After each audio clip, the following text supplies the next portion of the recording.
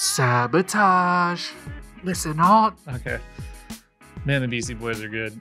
This episode, we got Jack and Tyler from Sabotage.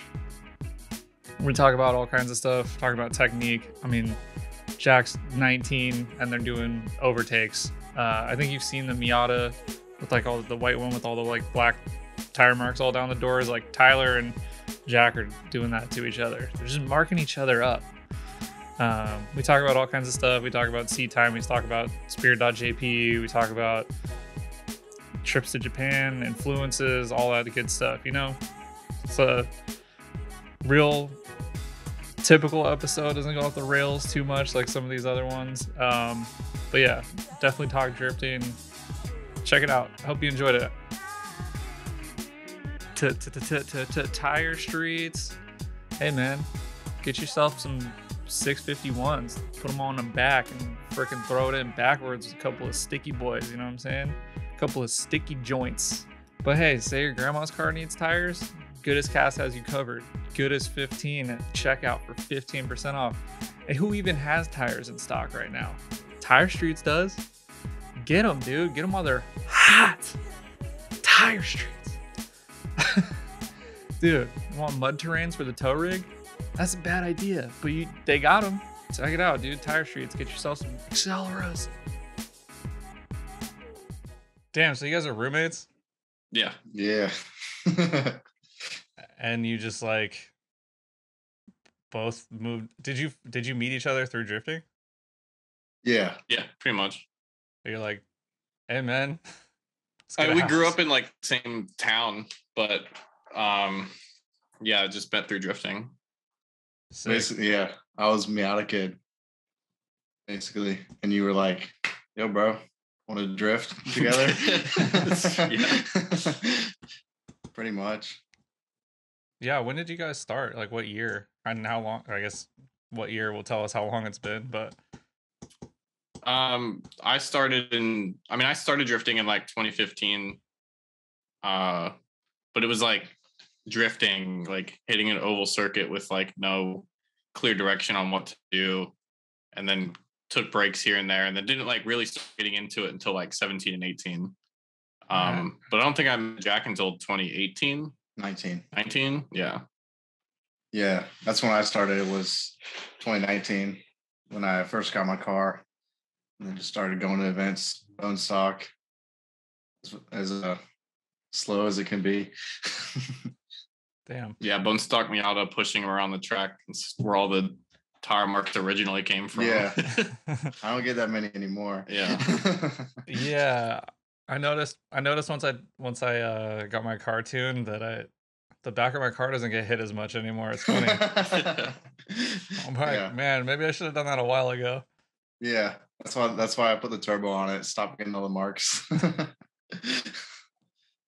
So did you start like kind of just like, were you like playing like lead driver a lot and everyone was just like painting your car up and then? Oh, 100%. Yeah. Yeah, because it was with Tyler, and there's no way keeping up with the stock Miata. I mean, at least down the straight, you know, you can't really do much in a chase car. So yeah, I was just lead driver for most of it until put the turbo on and got the car a little faster. Yeah, I mean, it's like 100 horsepower difference between stock Miata. More than that, 150, because my car makes like 280. Yeah. Stock Miata is probably like 110 on a good day. So if that, yeah.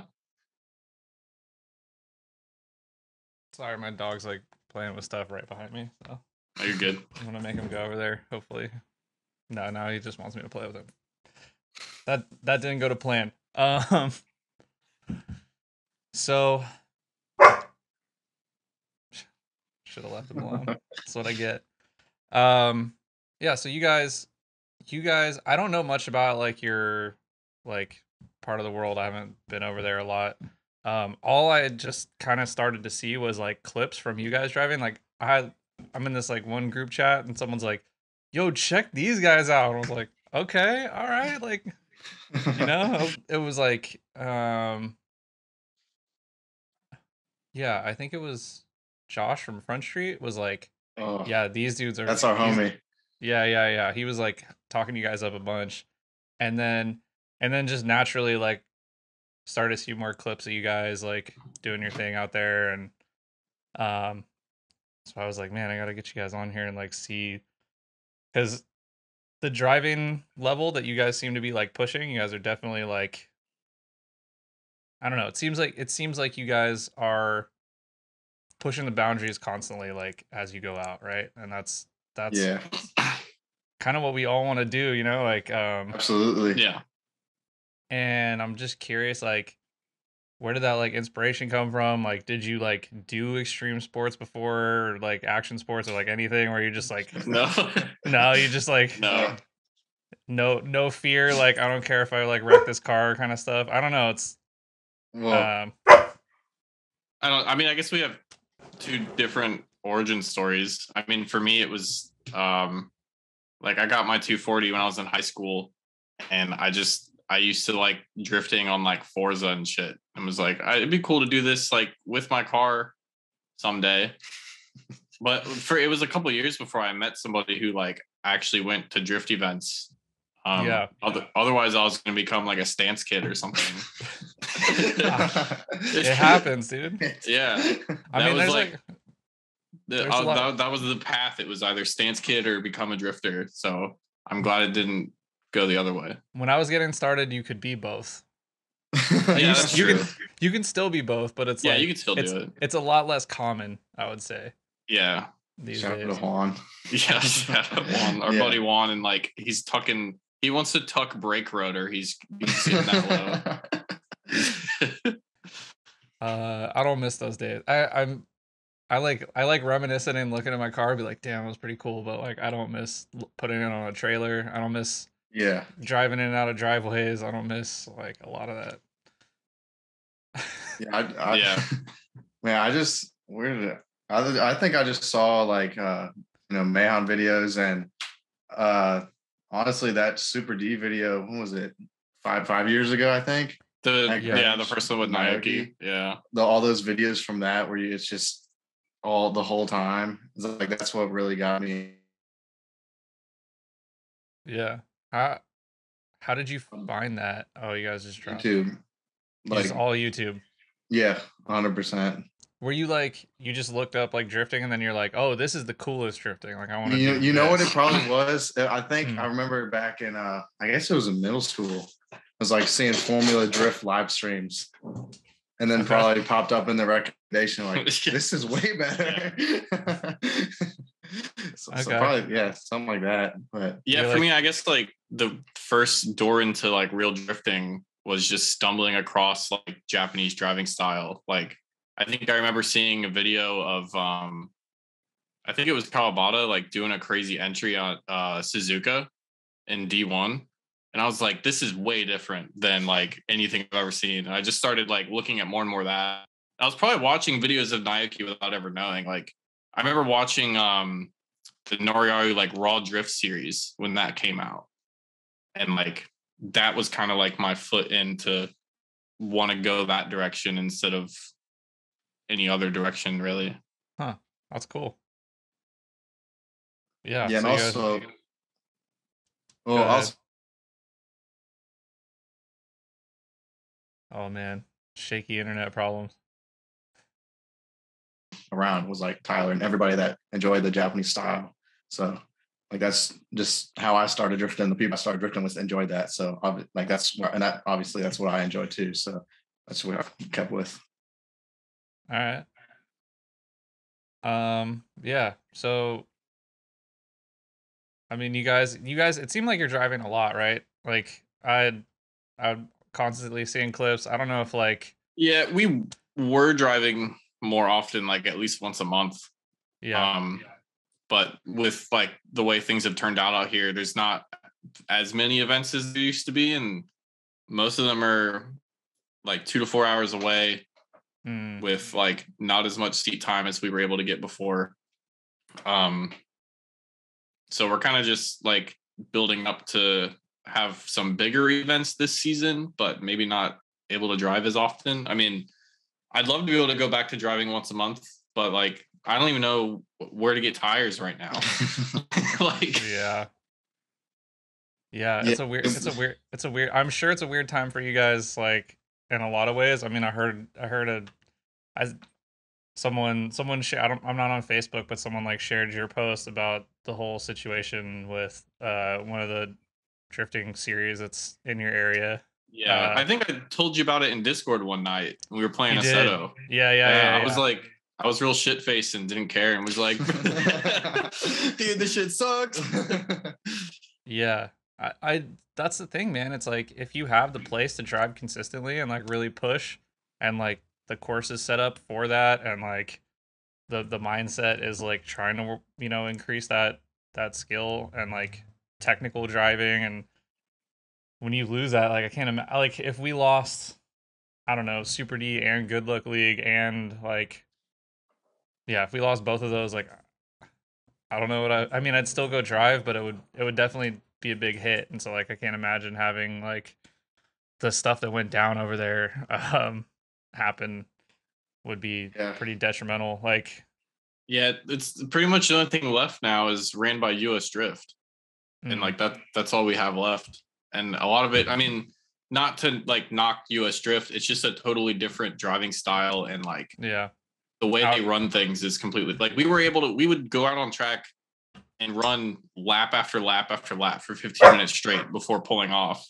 So to go from that where we get 30 laps in 15 minutes to 30 laps in a whole day is like it's hard to like justify wanting to even go most of the time, especially when it's just a layout that's like 6 lanes wide and there's not really much to like focus on chasing after. Yeah, I get that. Yeah. So like, what? Can you take this? Thank you. Okay. So sorry, we're dealing with dog issues right now.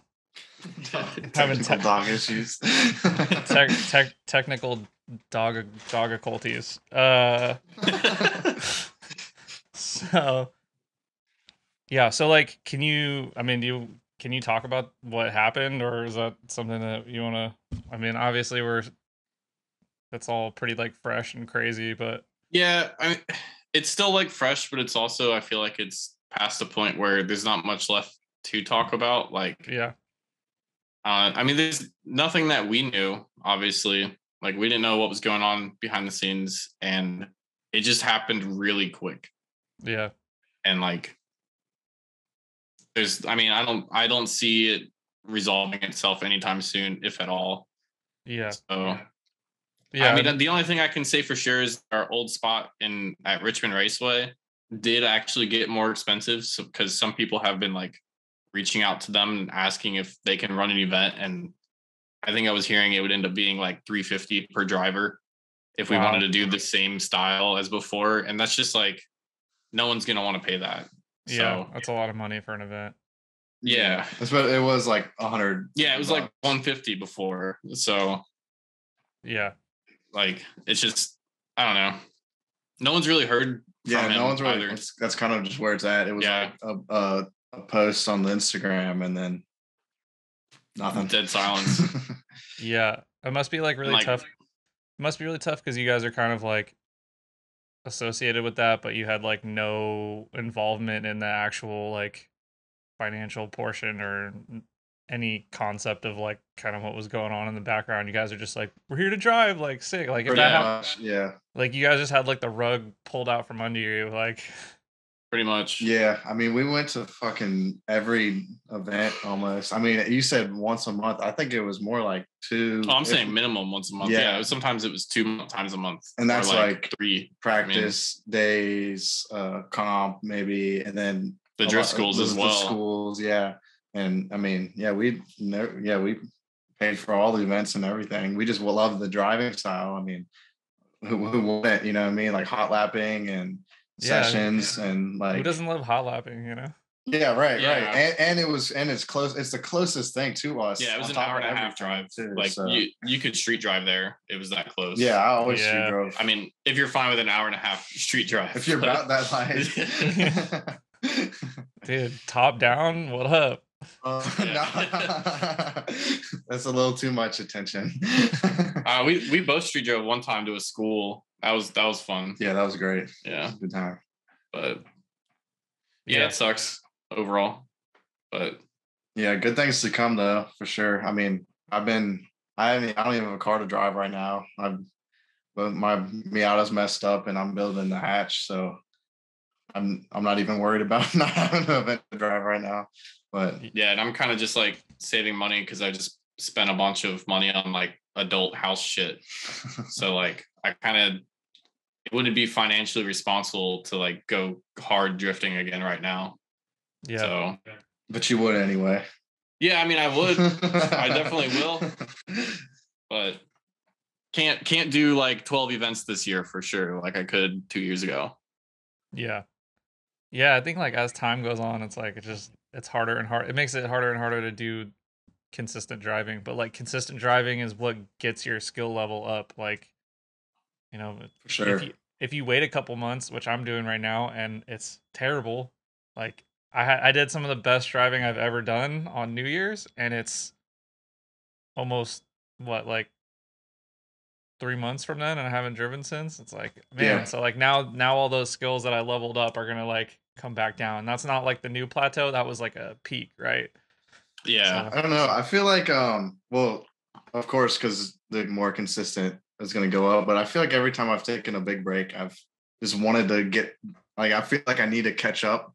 So I'll just go extra hard next time. interesting. Like Yeah, that's kind of how it was for me. So last year I had like you went away for work. yeah, well, I drove in January and then I was in Japan for 3 months for work, and then I had my car sent to my buddy to do body work to it because I hit a tree the previous year and the whole thing looked like shit. I didn't get it back until like November, and it was there since May. So I didn't drive again until December or November or something like that.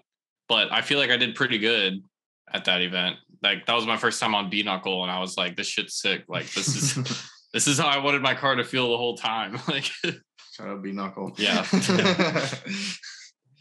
Yeah, it's definitely there's a lot of debate on like cut and weld knuckles. I think people are like cut and weld's the same thing. It's like not really.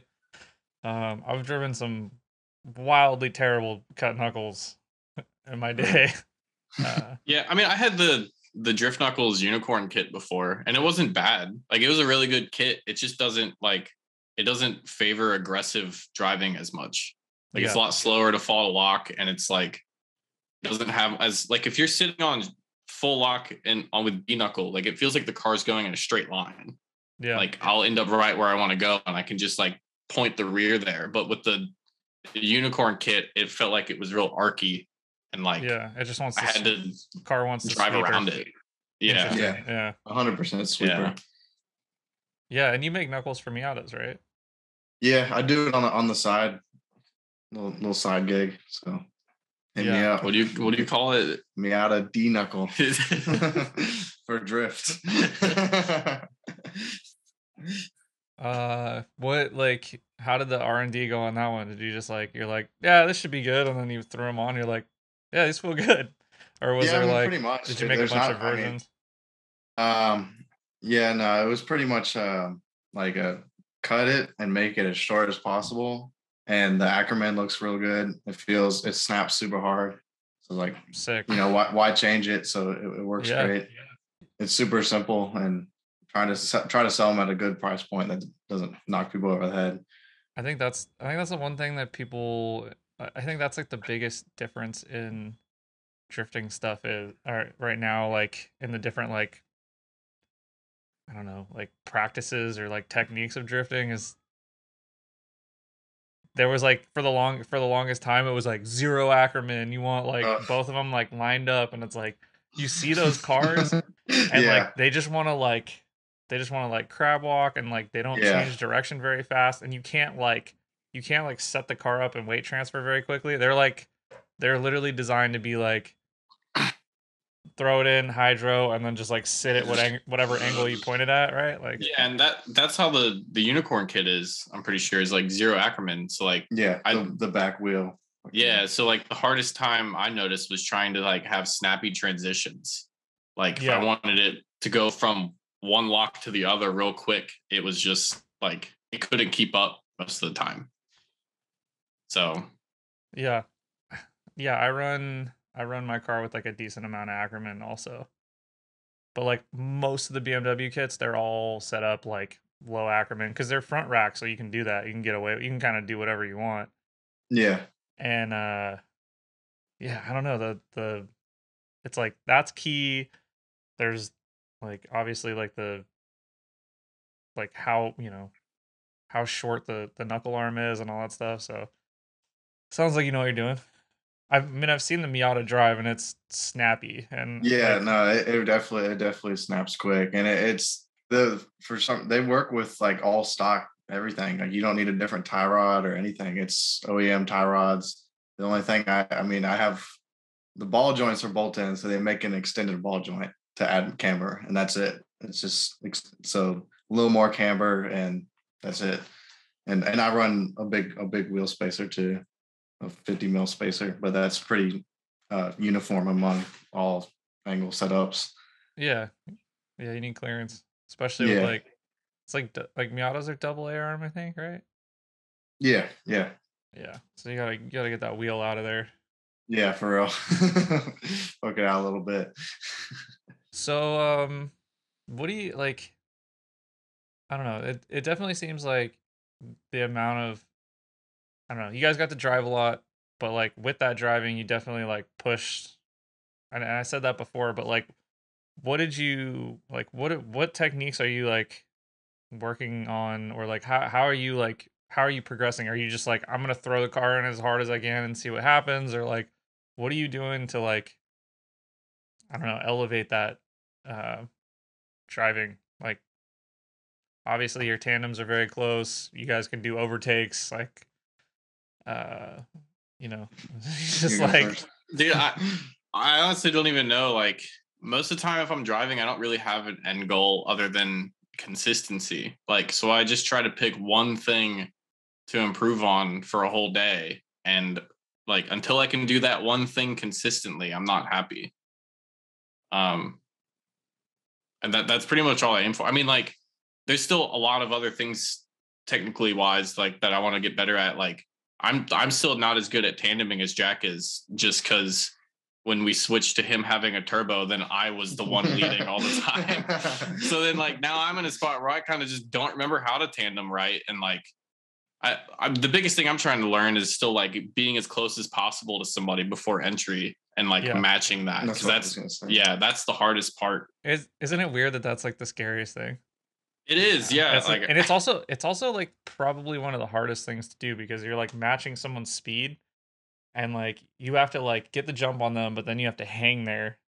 Yeah, yeah, Like if you initiate close enough to somebody, it's not that difficult to stay close to them in drift.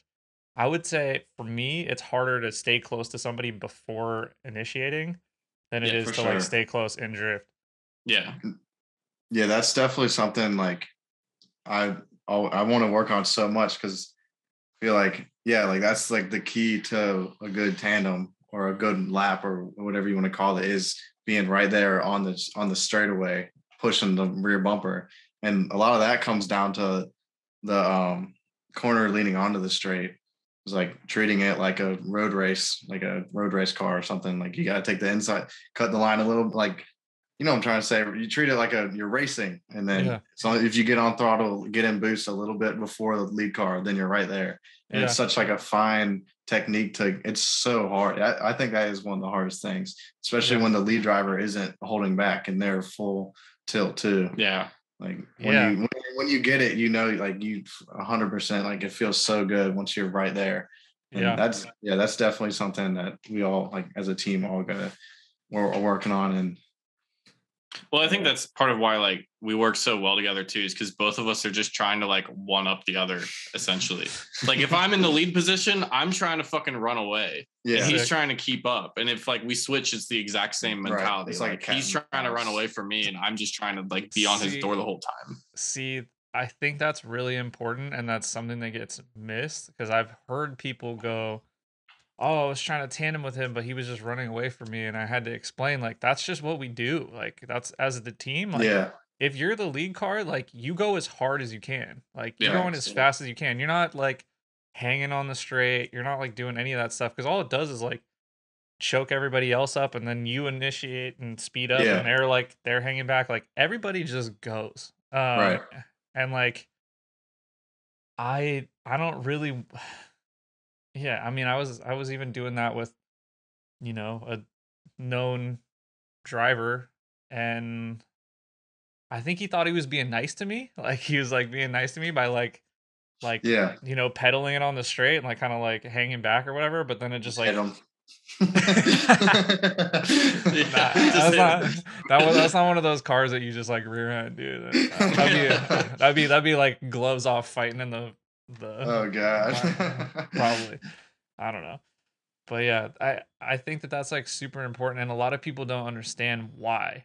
Like they don't understand why you need to like have the lead car go hard. Because it's like they're like, well, I got left in the dust. They're like, yeah, you're not going fast enough. Like, Right. Yeah. And I Yeah, I mean think that's like like. Go ahead. the knuckle thing is important there too. Like if you run like a super zero Ackerman knuckle, like you were saying, the lead up corner coming onto the straight, if you got like zero Ackerman, you can't take the corner coming onto the straight at the same rate Right. of speed as somebody who has like some Ackerman left in their front end, Yeah. That's a good point. I don't know. I'm not much of a suspension guy, but I always noticed like he would run away from me on the back corner every single time. Like I just felt like I was getting like pushing my car and just you just understeering wash all the out. time. Yeah, Yeah. the front washes super hard. Yeah. The less Ackerman you have, like that's why cars have Ackerman. It's like to not do that, and then Yeah. you add that in like but like if you look at like an FD setup or like a lot of these other competition series, like it's never a corner onto the straight. It's always like a Right. straight line to like a e-brake entry, and so Mhm. like that's where those knuckles do well, is like on banks and stuff like that. Yeah, for sure. Because it's just holding. Yeah, Same. corners where you're like accelerating and drift is where like zero Ackerman helps, Yeah. I think. I don't know. Yeah. I don't really That know makes like a sense. whole lot, but I don't either. I'm just agreeing because it sounds right, honestly. No, it's right.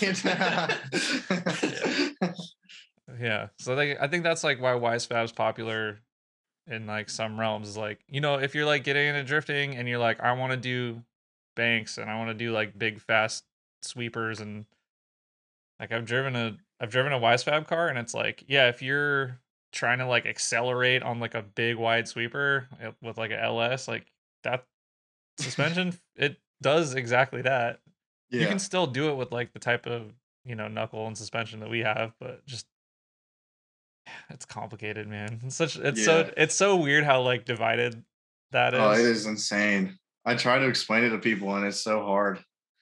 Like it is such a split sport. I mean, like you have the United States side and then Japanese style is what I would call it. And it's hard to be like it's just cool. It's just cooler. Yeah. Like And anybody who like asks who doesn't know any different, like it's hard to explain like how what we do is so much different than what other people do, or even vice versa. I'm sure the other side has that same conversation with people, like how their style is different than the Japanese style. So Yeah. I I think guess it just depends on what you want to do. I think a lot of people don't think that there is, but like some of the Japanese drivers that I've spoken with that do Formula Drift, like they're like, yeah, it's two different driving styles, like completely. for Like sure. one Yeah. is, and they both have their own challenges. Like I think like one of the challenges with like FD is they want the car to like in chase. They don't want the car in chase to like look like it's doing anything like aggressive. They just want it to like be as close as possible and like floating behind. It's like Yeah. Just which copy it. Yeah. which in its own way is challenging. Uh Right. but then you have people like, James Dean, who can like kind of do it snappy and like sit, nice. I don't know whatever. I don't know what I'm talking about. I think like the nuance is like very challenging, because there's a lot of people that are like getting into drifting that like just see drifting as drifting, and they go like, oh, that was a crazy entry, or oh, that was a cool tandem or whatever, but it's like only nerds like us like Yeah. really like look at the nuance, and they're like, ah, Well, I don't know about that one. yeah. A lot of e-brake on that one, you know. Oh, yeah, the e-brake. I think the biggest eye opener for me was actually going to Japan and seeing the difference, like in person with the driving style. Like it is not like seeing. I went to like a Ebisu Matsuri in 2017, and Naoki was there, like throwing just insane entries on North Course. Like that was like a life-changing experience for me, seeing him entering like a mile before everyone else on North Course in the dark backwards, like was just insane to me. Like that fool's crazy. Yeah, dude. It's so sick. Yeah. Like I had a very similar experience. I saw him in person at Super D, and I was like, wow, this guy's crazy. Like, you know, and like not to throw shade, but there was like, is he still a FD Pro? I don't know. One of the guys who was there was like, oh, like I'll run him at Mahon, and like I'll, you know, blah blah blah, and like, oh, he was just doing XYZ, and like just like making all kinds of excuses, and it's like, dude, I would just love for that dude to like ship his car to Mahon and just get checked so hard, you know? Like, get shitted on. Yeah. It's like that's another big thing is a lot of excuses. I feel like that's a big thing that separates the two. Is there's always a car setting that's wrong, or anything to make an excuse about something.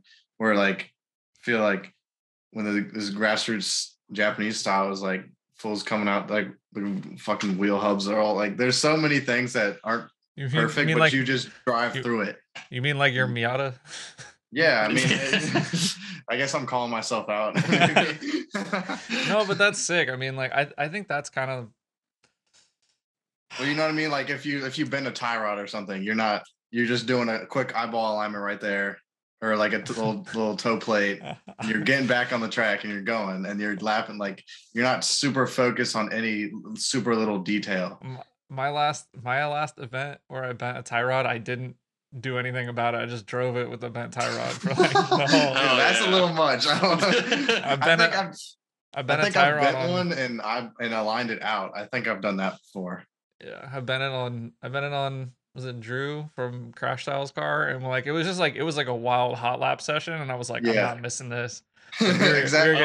We were getting silly, dude. I was like, yeah, I'm not missing this. Like, I was like, I think it's entering better. Yeah. Like maybe my settings are better. Yeah. There was a comp we had where in practice our teammate Jeff hit me and broke my steering rack. I think I have a piece of it still in my garage, but like on S13 rack, you know how one side like comes out and it's like teeth, or it's like tooth part, like that snapped. Yeah. So I like drove to someone's house like it's rear rack though, so it holds it together like as you're driving. No, it broke. Yeah. Okay, so it fell out. No, like the rack snapped. Yeah. I did that on my car. I hit a wall and snapped the rack. Yeah. Yeah, like so I had to drive in between the teeth, and I didn't know that it was broken. It was just doing weird stuff when I hit the brakes. Oh no, I knew mine was broken. I literally couldn't steer anymore. Like it came out of the rack. Yeah, right? It was completely like from the tie rod pickup back snapped out of the rack. So I had to go get a new rack from someone else, swapped it on, like at the track, and made it just out for qualifying. And I think I qualified first. I don't remember. Sick. But I was like, sick. Like I wouldn't let something like that just hold me back. Like mine broke in the middle, and I didn't know that it was broken in half. But like because it's rear rack, it's always like pushing on it together. Yeah. So like it would like did this weird thing like in the middle, where like it wouldn't want to turn, and then it would like go. Just give it a little jerk over. And then I had it up in the air, and I was like shaking the wheel, and I was like turned it all the way, and it just like fell out. I'm like, this is like before I knew how to work on cars, and I was like, yeah. All right, does anybody have AAA? But yeah, I think that's like, it's born from, this is gonna sound stupid, but it's like it's born from wanting to drive. Like I was talking to like Lucas, and it's like, what is it? It's like I want to drive. I don't love working on cars, but like I want to drive and it's like I just I don't know. I think the people who are at the events and they're driving like the whole day, and then I don't know. There's like people that go like snowboarding or whatever, and they're like do like 5 runs, and then they're like, I'm gonna sit in the lodge and have a beer. And then there's the people there like literally till the lift shut down. And like I feel like I associate well with the people who are there driving to the very end of the day, and I didn't used to be like that. And I could tell that you guys are like get there, drive. And you're driving like the last session, like by any means necessary, right? Like for sure. And that's really where like you level up your skills. It's like if you like get there, you're like, I got my fix, my car is still good, I'm going home, put it on the trailer, drive it home or whatever. You're missing out on that like key like last 2 hours where you like really can try stuff and like you're warmed really up and you're like loose and you can push. And I've noticed like once I started doing that, because I used to kind of be in the camp of like I got my fix, like I don't want to say last run and crash, like once I got in the camp of like I don't care if I crash, right? like that's that good mentality. Yeah, like let's run it till the end of the day, boys. Like there's still 5 more minutes. Like I'm all let's go. I think my temps aren't like example that bad. Sorry, go ahead. I was gonna say I think the best example of that was when Josh came down to drive with us, and there was like we were all like done like for the day pretty much. I think Josh was like out of tires. I was just tired and like didn't really want to drive anymore. And then Joe was like, "Oh, you guys can do one more session if you want." We were like, "Fuck it, let's go." Yeah. It was definitely like that was the rowdiest session I've ever done. Was just me, like myself, Jack, and Josh, just like all three, just the three of us on track, like for 15 minutes, just going, like switching positions, switching, yeah, absolutely no arrow saved. Yeah, no, it was so crazy. Like that was a good session. Yeah. Do you guys do your own fiberglass? No.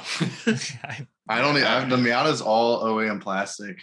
Oh, well, at the time I had no kit on too, so I didn't really care. And my new car is all fiberglass, so I'm gonna have a rude awakening when we we get back into it. I mean, I'm usually pretty good at like not hitting things or getting hit.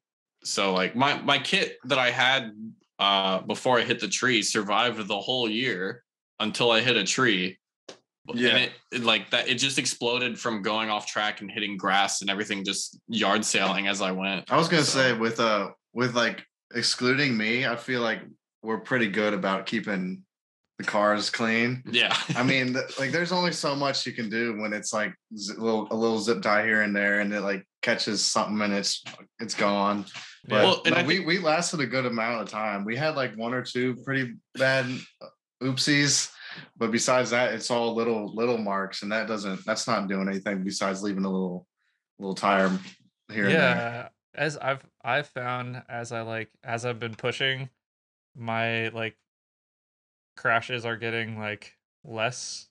I don't know, for sure. They're like they're still happening, right? Yeah. And I'm like, like if you like do some wild shit and anyway, whatever. Like crashes still happen. That's a big thing because the faster and closer you guys get in a tandem, the less the crashes are gonna be bad. Because a lot of the bad crashes are happening because people are playing, catch up. You got lead drivers all the way up here, chase drivers here, chopping the line. Yeah, and then they spin out.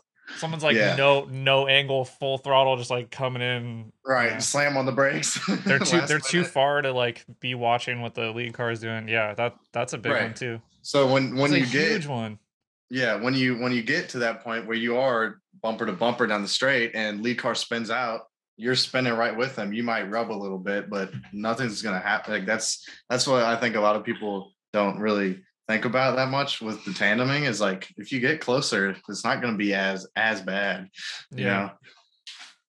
But that's you start adding more cars in, and then you add so it's variables. It's a little, but I'm one and two cars or 2 cars. But I think the only reason we got so stupid with the tire marks was from like when we went to Nico one year. Those S14s. No, it was like there's a white S14 and like a silver S15.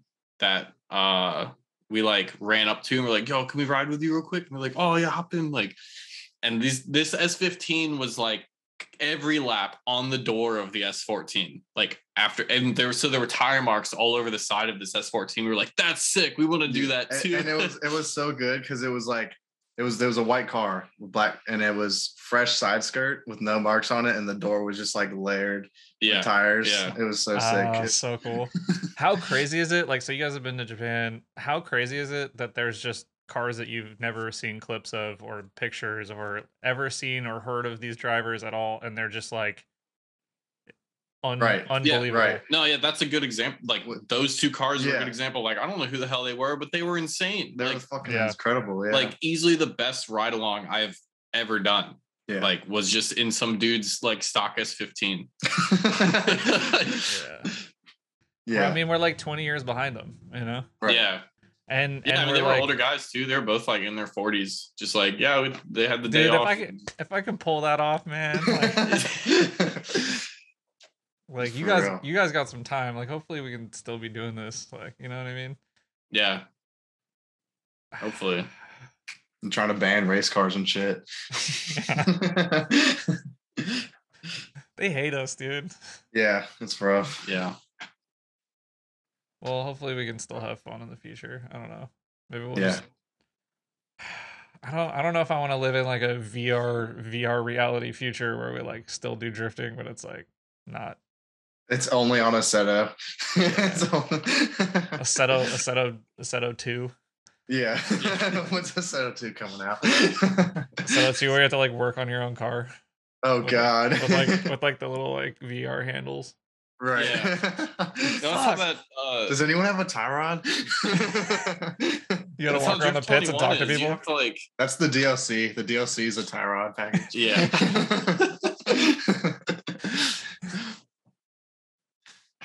That game Drift 21 is like that. You have to like literally assemble your motor. Really? Yeah, it's pretty crazy. Like the amount in depth you can get on like working on your car, but the game doesn't feel the same as Assetto. Like Assetto feels better, but Drift 21 is like crazy in depth. How much detail there is. Like I'm gonna plasti dip these wheels and yeah. Like, do you want to powder coat them or do you want to plasti dip them? It's like, you like look at your credits. You're like, fuck. I don't want to pay for game credits. The future is gonna be weird, huh? Yeah, I really don't see it going anywhere anytime soon. I feel like we're good for a little while. Yeah, we just gotta do it while we can, you know. Yeah, that's what I always tell people. It's like definitely just fucking appreciate. I mean, as long as you have a car. Yeah, now is definitely not the time to get lost in the build. Yeah. Oh right. Yeah. Like you sit on a 5-year, build, you're gonna end up real sad, I think. I feel like now is like a really interesting time for drifting. Like it's like, dude, we're like fashion now. Like I was at the gym and there was like, humble flex, dude. I just started at the gym again, Oh yeah, me too. I'm working on them chuck muscles, dude. Them like flick muscles, Oh yeah, you gotta get it like right here. Yeah. Can't have all these like young guns coming up like making me look bad. Like, getting out of like a session all tired. You work on the cardio. Yeah. So like I'm at the gym and there's like fucking every single day I go there. I mean, to be fair, it's in like Daly City, which is like part of San Francisco, and it's like, there's a lot of, it's like near a college and whatever. Anyway, dude, every single day I go in there, there's at least one person wearing like a sweatshirt with like a GTR on it or like some kind of S chassis. So I saw someone in a Skyline Super Boost sweatshirt. I don't even know what the brands are. Like I've never even heard of these brands, and I'm like, they're appropriating my fucking culture, dude. They have. Like, I almost want to go over there and like tap on this guy's shoulder and be like, "Hey, what is that? Is that S13 or S14, homie?" Like, yeah. It's kind of sick, but it's like it does feel really weird. Just go up to him. Do you have any idea what Yeah, I hey, drive. hey, those kooky taillights on that car are No, sick, but see, dude. like on the other hand, though, like I'll see shit like that, and then I'm wearing a Team Orange shirt, And they'll have and no like idea. And they'll have no idea what it is. they Like think you work on a farm. yes. Team Orange. Like, I love citrus, bro. And what is that, Florida with the oranges? Yeah. It's like, hey man, you from Florida, dude? Like, what? Oh my god, that's true. Yeah. I don't know. Yeah, it's definitely an interesting time. Like, do you guys? I don't know. You guys are able to drive your cars around and stuff. Like, do you? I don't know where I'm going with this question. Like, it's scary because like these like chassis are starting to get expensive, and then like they're getting like popular again, and people are gonna like, I don't know. Like, I'm not seeing that many S chassis at drift events these days. Like, you see them, but it's like it's not the percentage that it used to be. Like when I'll give you an example. Like back in like when I started drifting, it was like almost all S chassis. Like every event was like probably like 80% S chassis. And Yeah, now and it's that's like, how it was for me too when I started. yeah. Yeah. Now it's like, I mean, not I'm a trader also, so but like BMWs. yeah, some people hate them. It was a very polarizing decision to drive one, but whatever. There's like Z's, and that's what the most popular, the Z and the G chassis now. Yeah, it's like the cookie cutter starter car now is a 350Z. Yeah. It's like they're good cars, but it's just I feel like you can't make them look as cool as you can an S chassis. I mean, the S chassis is just iconic. It's like an iconic Yeah. drift car. It's been a drift car since drifting started almost. Like Yeah. Yeah. it's like it's like the Z when it came out wasn't like, oh, that's a drift car. Like the first thing that you see when you see an S chassis is you're like drifting, you know? Like when Right. you see a Z, you're just like 350Z, you know? Yeah, you don't think drifting at all. Same, I mean, to be fair, same thing with like BMWs, E36s, all that stuff. Like, you know, that was like the annoying people who like that was like the rich kid in high school for me, like had a E36 M3. Like that was like the rich, like one of the rich kids drove that, you know? It was like, damn, shit, like I want Yeah. that. Or like an E46 M3, like people driving those to high school, you're just like, how do you Yeah. How did you get that? Yeah. And then now I drift one because that's just I don't know. I drove one and I was like, man, this thing drives really well. I want to give it a shot. But yeah, S chassis are great, and that's like the drift car of everywhere. And Yeah. I don't know. It's like it's gonna be really sad when they all get bought and sold out of Japan, and like I don't know what they're gonna do over there because Yeah, it's I try not to think about it because I Yeah. just got one and I'm like, dude, just let me enjoy this for a little Yeah. bit.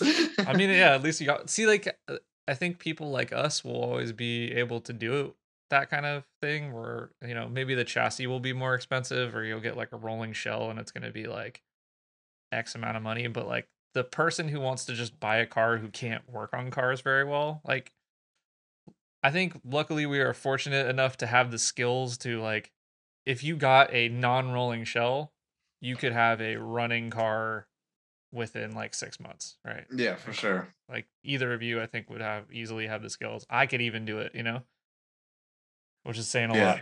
I couldn't do it 5 years ago, but I definitely could now after Drifting. fucking 7 years of trial and error with the same car. But I mean, that's Yeah. also a huge thing is drifting, fucking making mechanics. yeah, Like you have to know Yeah. how to work on a car if you're drifting. Otherwise, you're kind of screwed. And I mean, Yeah. you can have a day where you don't break anything, but like we were mentioning tie rods or whatever, any little thing you should basic small things you should be able to do. Yeah, and you're just gonna learn over time because you have Right. to. Right. Like I didn't know how to do when I got my S13. I didn't know how to like. I couldn't even like I could change like a tire. That was probably it. Yeah. I mean, I had an S13 once for 3 days. And I insurance totaled it because I tried drifting, but I bounced off of 2 curbs, and like fucking insurance totaled it, and I got like $2,500 for it or some shit. But looking back, it was probably just a bent tie rod, lower control arm, and like rear upper camber totaled. But at the time, I was like, damn, this thing's probably like fucked now. Like, I don't know how to work on this. Like, it's probably just I'll just sell it back to insurance and get a new one. I sold a car to Pick and Pull because the alternator died. When I was like, I think I was like 16. Because I was like, I don't know. It was like an old Mercedes, and I was like, I don't know how to work on this thing. Like, yeah. and then like later, I was on a road trip with some friends, and we were like in the middle of the desert, and the alternator went out on this like crappy Volvo that my friend had, and I was like, man, like, call Pick and Pull, come no, get us. no, I was like, that was my shot for redemption, dude. I went and got like a O'Reilly's like, you know, $40 like plastic frame tool kit. Yeah. And I walked in there all like feeling like man. a man, dude. I was like, let me get that alternator for this. And no, I pulled it out, and I was like, cut, dude. The alternator was on the top of the motor. Like, it was like 2 bolts and like a tensioner. Yeah. And like a power wire, and that was it. Like, today would take me like 10 minutes, dude. I walked into that O'Reilly's covered in dirt with the like, just like, I'm gonna need here's the core, and they're like, all right, here you go, man. That's fucking hilarious. My friends are all high-fiving me because we're like 5 hours from home and didn't know how we're gonna get back and stuff. And that was the first time I actually like fixed anything on a car. And I was like, maybe I can do this. Certified mechanic from that point forward. Yeah. And then I did lowering springs on my S chassis when I bought it, and I forgot to tighten the lug nuts, and one of my wheels came off. But that's not important. Dude, everyone's got to have that happen once. That hasn't happened to me. It's coming. It is coming. It is coming. It happened to Julian. It happened in his first drift event. Yeah, it's happened. Really? It's happened to me before. It's coming, and once that happens, you'll never not check them. Yeah. I think I've just heard so many stories that I checked. Well, were you there when mine did? Yeah, I was right behind you. And you know what's funny? We weren't even drifting. Yeah, we were just on the street on our way back home from an event. Yeah, it was after an event. We got like sushi or something, and it was late, and we're an hour and a half away. And I remember asking somebody, I was like, hey, does this sound weird? And it was like click, click, click, click when I was like backing up. He's like, dude, it's your axle. And I like got going and then like going down the road, and the Rhoda flew past me. But we got it. We got it back on the road. Yeah. Ain't nothing but a thing. Yeah, I mean, luckily you had like 2 cars following you that had all their tools and shit. Yeah, we were in a convoy, so it was best. No one's gonna let me work on their car anymore. Says the mechanic. Yeah, that was a really long time ago. That was like 2 years ago or something. Yeah, I see you have like a shop, or you like work at a shop? Yeah, I'm a mechanic, so yeah, I work at a shop, but it's a pretty sweet situation. It's me and my boss, shout out Steve, Vincam Automotive. But yeah, I get to work on my stuff all the time in there, so it's pretty sweet. I always see like you're working on your car on like a lift, and I'm like, all right. Yeah, little benefit to it. Yeah. Yeah. I mean, that's why he's my roommate, so I can do that too. Yeah. Do you guys have one of those like house situations where you have a bunch of cars out front and all your neighbors hate you? Yes. Yeah. Actually. I got some good. Yeah. Yeah. I mean, our neighbors suck.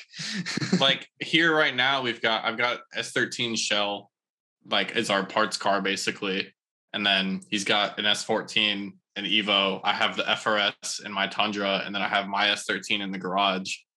And then he's got the Miata and the S13 at the shop. But if they're all here, it's like fucking 8 junkyard. cars. It's a junkyard. Yeah, there's like 6 transmissions in my backyard. I think you gotta tone that up a little bit. Yeah, no. Yeah, Oh, and my friend left his mom's Sentra in my backyard. So I have a Sentra here as well. Like, yeah. It's got an SR in it, dude. No, it's one of the newer ones. It was like Okay. like it got totaled or something, and like she got fucked on the insurance, and just needed somewhere to keep it. I was like, all right, you can go behind my other garage, I guess. Like That sounds sus, but I get you. Yeah, Fuck. it's been like a year now, but it's whatever. We're just waiting for him to forget about it, you know? We're trying to come up on a Sentra. Yeah. Let's go pay for the next SR. Yeah. I think, Julian's old house, like the one of his neighbors like reported him to the city as like being a chop shop. So they got like some crazy ordinance, and they would like come by and like they would like mark the tires all the time to see if like cars were moving and like Holy stuff shit. like that. Yeah. Jesus. What's the deal with you guys having to put mufflers in the exhaust at his house? So they live like out in the cuts, but they do have neighbors. And the neighbors, they rent that place. They don't own it, so it's like Okay. the owner knows the neighbor, and they're like, yeah, that living situation that they got is like pretty sweet, but there's like definitely some compromises they have to make to live there. Not just that, but like other stuff I won't get into. But yeah, it's not like I think a lot of people see that house and they're like, man, they must be balling, and it's like not quite, you know, like they just got like a, you know, cool setup. Somebody wanted to help them out, and they are taking advantage of it with all their 28 cars or whatever that's there. Yeah, I mean, you gotta keep your neighbors happy a little bit, so they don't. Yeah, I had my problems with the neighbors before. I mean, I've had my problems with neighbors here too. Like 3 months after I moved in, I did a burnout in my garage because it was New Year's, and I was like, "Fuck it, I just bought this house. I'm doing a burnout in it." In the house, in the kitchen. Yeah, and then the next day they like I was like hungover as shit, but my roommates at the time like were confronted by the neighbor. Were like, "Was that you guys that made all that noise?" Like, no, they were like, "Tell them not to do that again." Okay, I won't. Yeah, and they probably haven't had anything bad again until I moved in, and it was for real, because I have the shop, but I work on my stuff here a lot too in the backyard, and it was I don't know why I did this. I have like the turbo setup on the Miata was fucking pissing me off. It kept blowing gaskets. So I was like, I want to make it top mount. And I decided that like 3 days before an event. So I like cut up this manifold and flipped it over and then top mount. And I had to make a downpipe, and it's super tight. And it was like running back and forth to the welder at the shop and like pie cutting. It was a super late night. It was probably like 2 a.m. or something. It wasn't. No, it may be 1. It was late. Dude, it was like 11:30. Okay, it was late. It was past noisy time. Like you can't make noise. You can't make noise here past 10 p.m. Yeah. So and this is a new turbo on it too, and it was like I was trying to get it to work, and I had to bleed the coolant at like super late. So I was sitting there, and then I started driving the car, and it wasn't making any boost. So it ended up being my wastegate wasn't adjusted, but I was like peeling in and out of the driveway for like an hour straight. Open wastegate, like super loud. Yeah. Oh yeah, like straight up. I mean, I got out of the neighborhood before I did anything stupid, but yeah, like full tilt. And then I got back the next day, or maybe it was the next week or something. But I was working on it again. He was like, "Hey man, don't do that again, or I'm calling the cops." It's like, don't make any more noise past 10 o'clock, or you're done. I was like, dude, there was a drift event. I had to do it. That's what I told him. You said something else. You said that like, you were like, well, do you want to come out here and help me? Yeah, because he asked me to do it. I told him, I said, if you want it done faster, you can like come over here and help me with it. He's like, don't get smart with me, boy. Yeah. We don't talk to them anymore. they've actually never spoken to me. They've only ever spoken to the roommates I've had about me. Yeah. Like they're like, oh, he owns a house. We don't want to beef with him. He's a big dog. Yeah. Well, like, hey man, maybe they rent, dude. They got no, they definitely own that house. They have like, hey, we got to keep this a renter to renter situation, you know. They have a dog they keep outside like almost 24/7, and I've like, and he's always barking, and way I've louder than the cars. Yeah, I've considered like calling animal control or something about it, because especially in like the middle of the summer, he'll just be out there like sweating and panting. Like, it's kind of fucked, but I don't know. I'm just waiting for them to like piss me off one day, and then I'm just gonna call animal control. Like, get your dog, bro. Get your dog. Good old neighbor battles.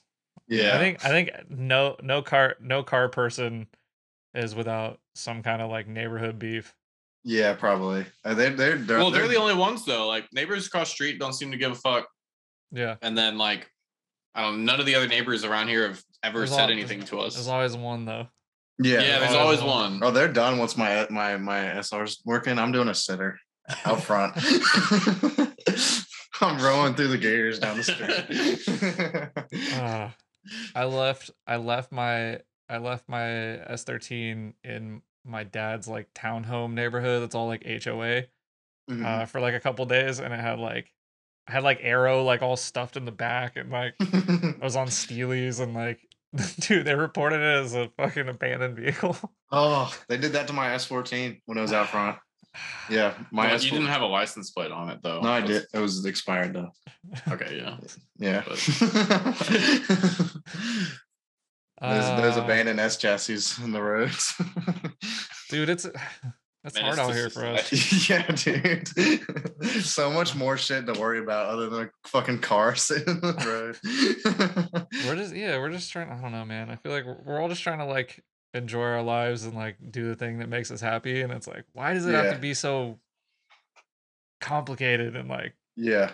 It's definitely like an inconvenience for some, but like, I don't know, try and like let people do their thing. Yeah, no, I love driving my cars on the street. That's like one of my favorite things about drifting is street. It's like a whole experience of driving a loud ass car around. Like I'm not like, I hate to be the pop a crackle tune guy going through a tunnel, but it sounds cool sometimes. Yeah, blasting a tunnel is like, yeah, I don't know. I'm 32. I still love that shit. Yeah. I don't think there's ever like a time where I won't. Yeah, we have like, what is it, like the biggest tunnel in the fucking? Yeah, I mean, we have like one of the biggest tunnels in the East Coast, like 20 minutes from our house. Yeah, and you have to go through it to get to any drift event around here. Yeah. So it's just we went to this one. There's another drift event close in Hampton, which is like 45 minutes away. But it's a big oval circuit. It's an oval track. But anyway, me and this group of people, we went and all streeted everybody, like Jay-Z, straight pipe, SR, like all straight pipe cars through this tunnel all at once. It was so loud. I felt so bad for everybody trying to go to work that morning, and it was just a bunch of fucking straight through the tunnel. Yeah, I was used to like tunnel blast in there when I was KA straight pipe. Oh god! I was like 17. You gotta at least give the people some turbo noises if you're doing dude. that. Straight pipe KA stock suspension. Stock suspension. Oh god. Yeah, straight pipe NA is hard to get away with. Yeah, that's fucked. I can't do that. But if the car's got a turbo on it, I'm straight pipe for sure. Yeah. Yeah, like turbo basically a muffler. So like officer pulls you over, is like, you got any mufflers? Let's just pop the hood. Right there. That one. Yeah. That guy right there. You know the one thing that looks like a little, that's snail? The alternator. The alternator.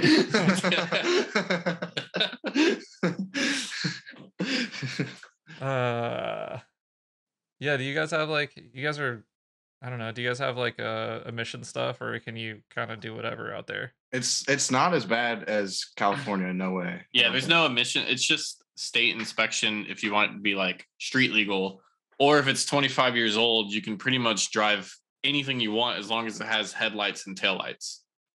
So like my car, I have antique plates on, and the taillights don't work. But like before when it looked like shit, like I didn't really ever have any problem driving it because everything worked. Yeah, but I've only ever got a speeding ticket in it when it was a stock Miata. But now, even with it like all fucked up and shit, I've only ever got tickets for my lights being out. I got pulled up. I was like at an intersection and I saw the cop. It was 12. It was like late. I was the only one on the road. And I was like, I was out doing stuff I shouldn't have been doing anyway. So I was like, well, fuck. So I went past him and I just pulled into a parking lot because I knew he was going to come get me if I just kept going. So, and of course he comes in, his lights are on and he's like, hey man, license, whatever. And he's like, your third brake light's out. I was like, okay, that's it. I'm in this straight pipe car, like absolutely like gutted, bucket seats, roll cage. Like, and I was like, all right, it's cool. And I fucking got that. That was it. So, I mean, and I drive mine when it worked, I love driving that car, and yeah, every event was like an hour and a half there, hour and a half back. No issues really. Yeah, I think that's like one of the downsides of California is if like you really want to build like a car that's like dedicated for drifting, it can no longer be a street car.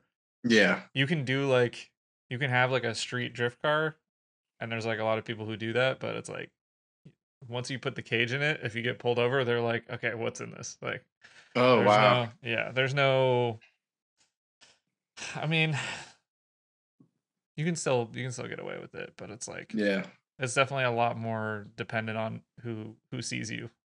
Yeah. I mean, if you're driving, like we don't speed down the road in those cars. Like, yeah. Like if you're in one of them, you should be in the fucking right lane going to speed limit. No, I drive like a granny if I'm in an S13. Yeah, like for sure. Well, unless it's like oh, I just put this part on. I need to see how it feels. But yeah. I mean, I definitely do polls like near the shop in my car. Like I can't not.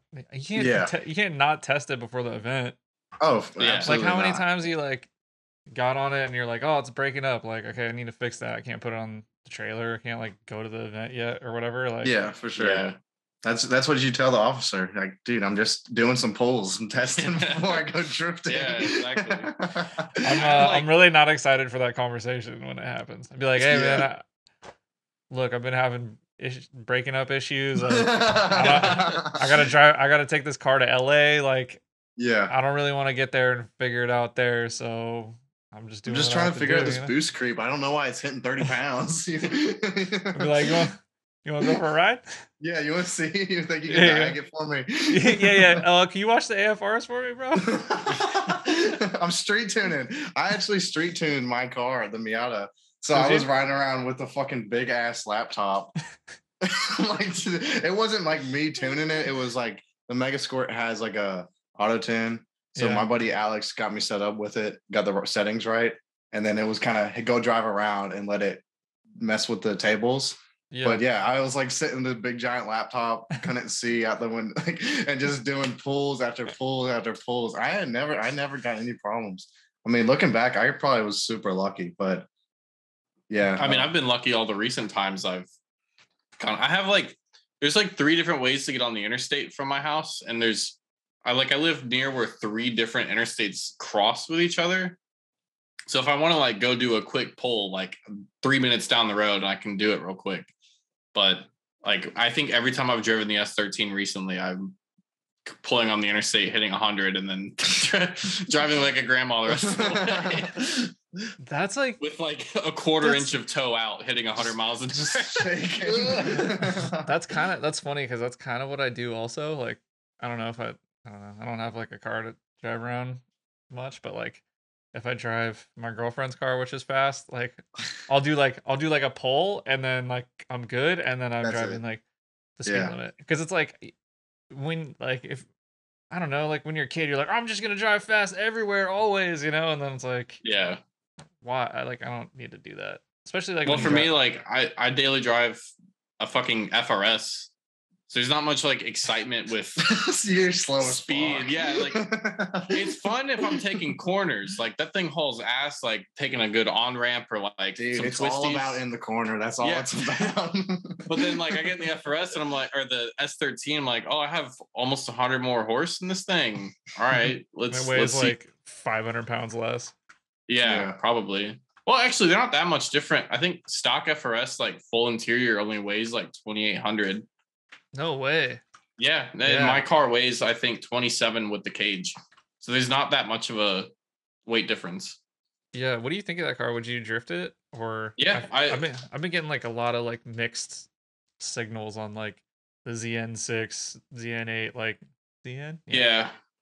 I think what. Well, you did a couple. Yeah, I did like a drift school and like hit the main course at Spirit up like for a session, but I was like on springs and struts and stock angle and like a stock seat, and it just didn't feel good. Yeah. But like I could feel the potential in the car. Like I think it's one of those cars that'll be really good up to 300 horse, and then I've heard that that's where it starts to get kind of shitty.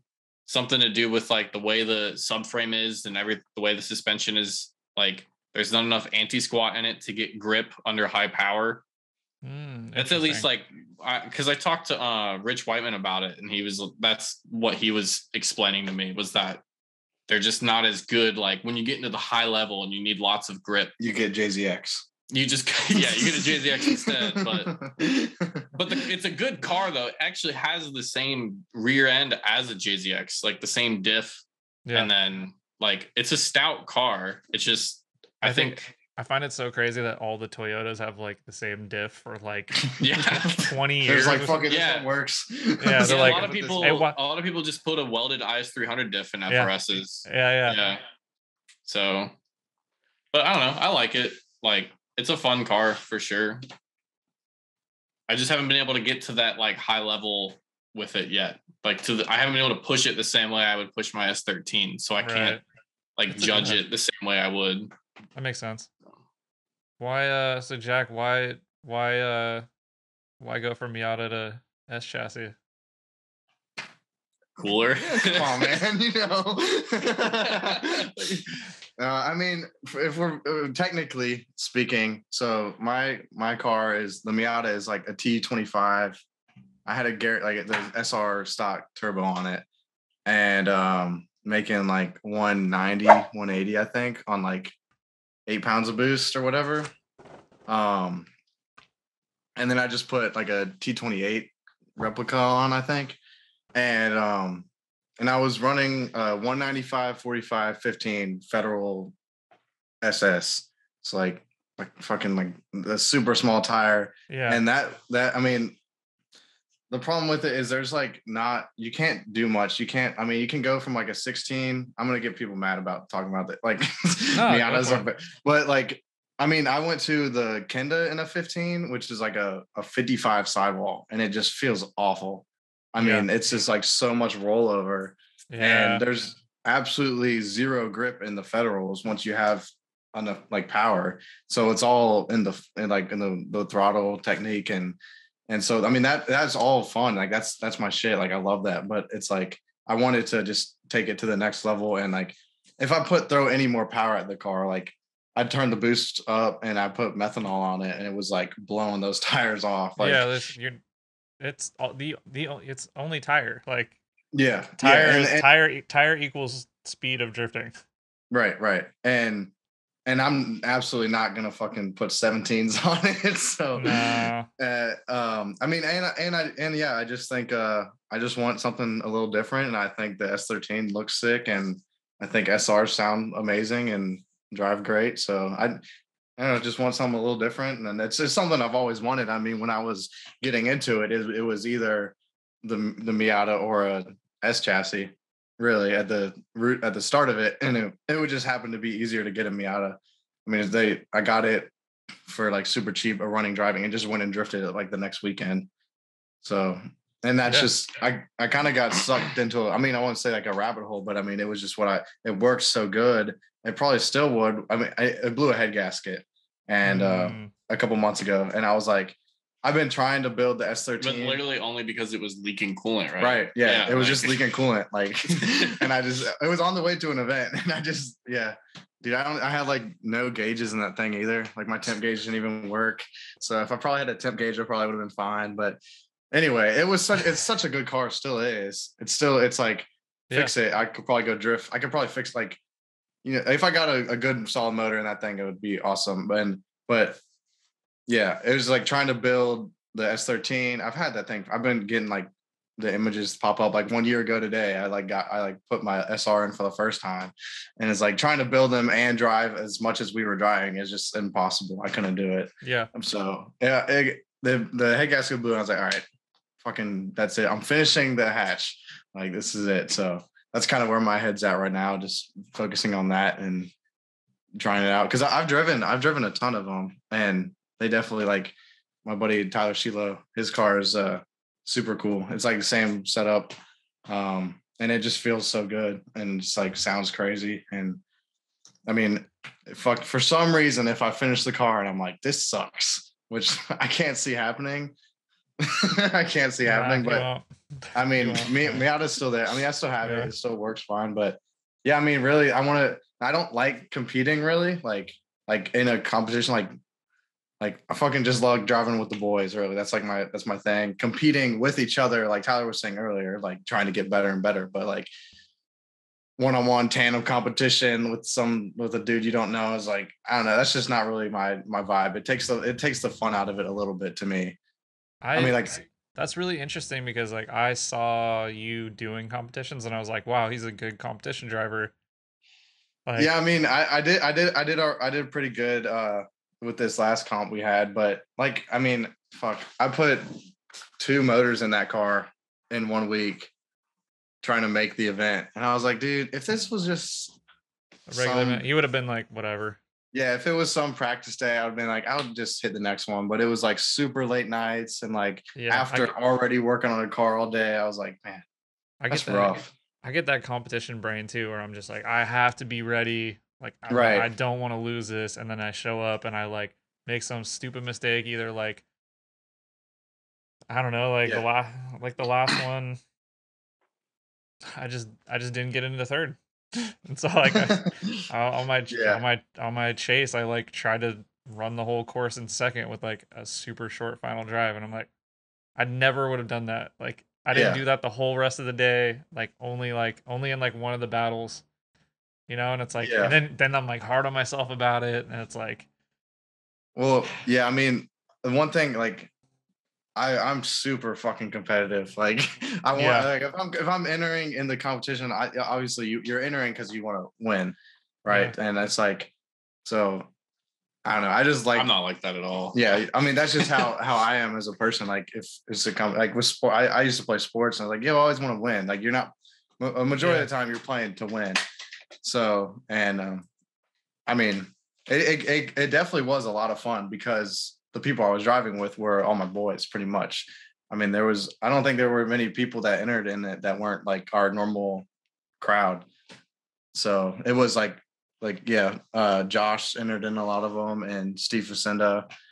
We went against each other fucking every single one, I think. But like you said, like a silly little mistake during comp, like the same way. Like I had some of my favorite laps I ran were during the practice of it. Yeah. And I was like made some changes to the car. It felt great. Banging in third and like right on the wall every single lap. And I was just feeling good. Like saw some videos. I was like, damn, that looks sick. And then like my battles, I'm just like in my head, I'm like, because it was like what's the it's a B course. So was that like the Mahon C course? Was that one? Yeah. It's like a double apex. Yeah, so it's like you come around one and you have to extend it and then like drag wall and then suck in real tight. So it's like Mahon E course. E course, that's what I was trying to say. Yeah. So you go for a third gear shift there if you're trying to go, basically. And so like if you can be like a majority of people would stay in second and it just bop, bop, bop, bop, bop, and you wouldn't have that snap like if you were in third gear and you had that little extra RPM to go. So that's why I that whole morning I was just working on that third gear shift because it's kind of like you come around the corner and then you're you kind of straighten a little bit and then bang it in third gear and then go. And so for the whole morning, I could do that fine. And then I got in the competition. I was like, I don't want to miss the third gear shift. I'm leaving in second.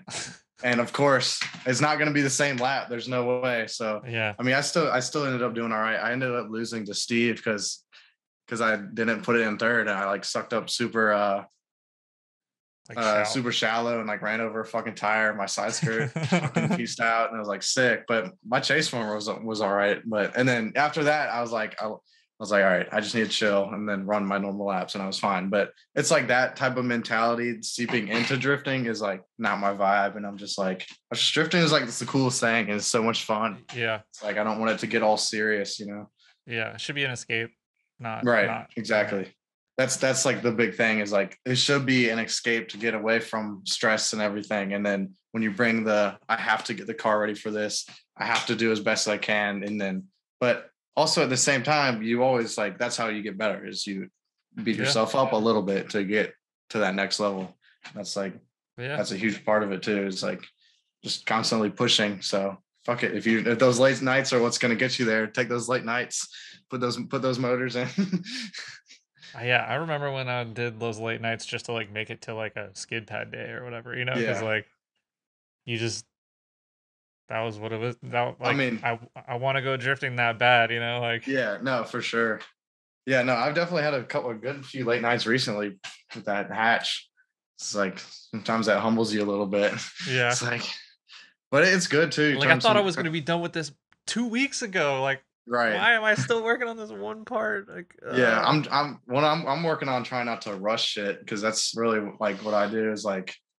Not fuck things up really, but just like I got my motor back from the machine shop and I was like, well, I should probably like clean everything up, paint the intake, make it look pretty, like the manifold looking. I was like, dude, I got the motor back together. I threw the accessories back on. I was like, this thing is going in tonight. And that's like I got it threw it in the same night. It's like I don't even have an event for another month. It's like, dude, what are you doing? So I mean, yeah, no, I'm all for fucking but at the same time, I just want to drive the car. It's been so long working on it. So yeah. Do you guys ever switch cars? Like driving? I don't think dude, you wish you could drive my Miata. I have driven the Miata. No, you've driven I've never drifted in his car. I've driven it. I've drifted the Miata once. And he was like, this thing is sick. Dude, it's actually kind of unfair. Like I always kind of blamed him leaving me on like leading onto the straight because like T25 on that thing is like V8 levels of response and torque. Like you just have power from like 1500 RPM all the way up. And I don't really feel anything in my car until about $4,000. What turbo setup do you have? I'm on the Tomei MX 7960. And it's like it hits hard, but it just takes forever to hit.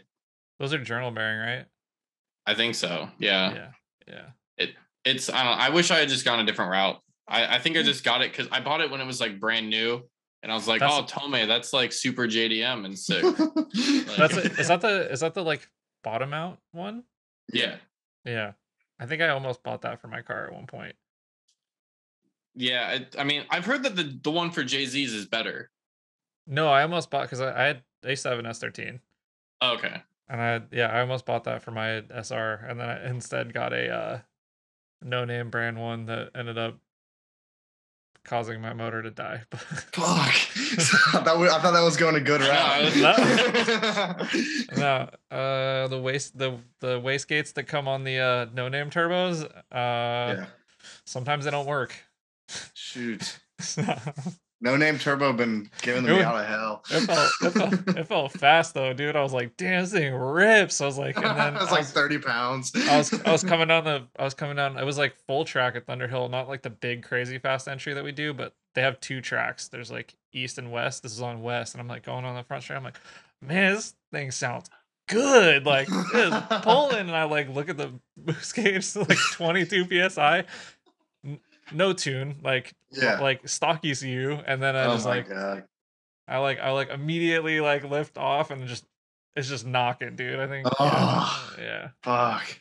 I got lucky with that happening to me. Like I actually have a tune, but the vacuum line for the EBC popped off, So then it just didn't know what to do, and it went to like 25 psi. But I was hitting fuel cut. That'll keep up with that Miata. 25.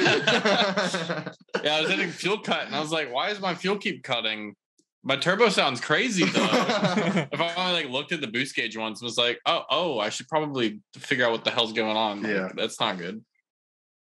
Oh, But I've got like a stock S14 SR in my car, and it handles a lot of abuse. Yeah, fucking. Did you on your S13? Are you running S13 SR? Or are you going which SR did you end up going with? It's an S13 and TD06 setup. Okay. I got a mid mount manifold for it, and I just got cam. So I ended up. You want that burst sound.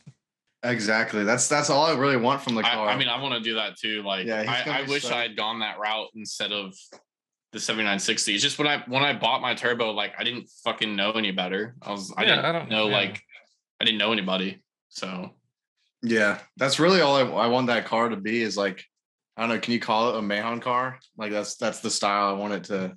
Yeah. Like a TD06 SR. Kansai. Yeah, Japan style. I don't know. I just like that car setup, and like it just appeals to me, and that's exactly what I want. Like 400 horsepower.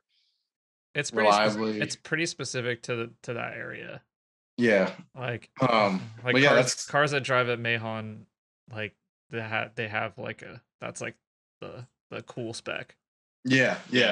I mean, I don't really care if it's all like my some people, dude, TD06 can be so laggy. It's like, dude, clutch kick onto the straight. If you're scared of turbo lag, like, come on, it's gonna sound crazy. So, I mean, that's kind of where I'm at. I've had super bad luck with the SR so far. It's like a couple motors got given that were not good motors, and I was like, I just got to build this one. So this one now has got a good bottom end in it now. So nice. Fucking hope it does all right. Yeah. But dude, it's such a different world too, because the Miata, dude, I blew the motor in that, and I was like, somebody local to me had a good running motor for $500. Put it in that night, and it lasted until I blew the head gasket like a couple months ago. Just like, and that thing was at like fucking 14 pounds of boost or whatever I had it at. Like, I put methanol on it because I was like, I don't really want to blow any more motors, so let's put some methanol in there, make it a little nicer for it. But yeah, dude, like comparing the Miata to the S chassis, that's one big deal is like how much cheaper the Miata is. You're like motors, parts, tires, so you're going from a 15-inch to a 265 18 on the hatch. It's like a fucking a 180 treadwear tire for the Miata was like $60. Yeah, like the Kendas, and I don't even know what they are anymore. Like 100 at least, like minimum. Yeah, so. 265s anything, or if you want like a semi slick, quote unquote, whatever they call that, like a low treadwear, like track day / road tire. They're like $150 each now. Yeah, it's ridiculous. I mean, the last time I bought, man. Yeah.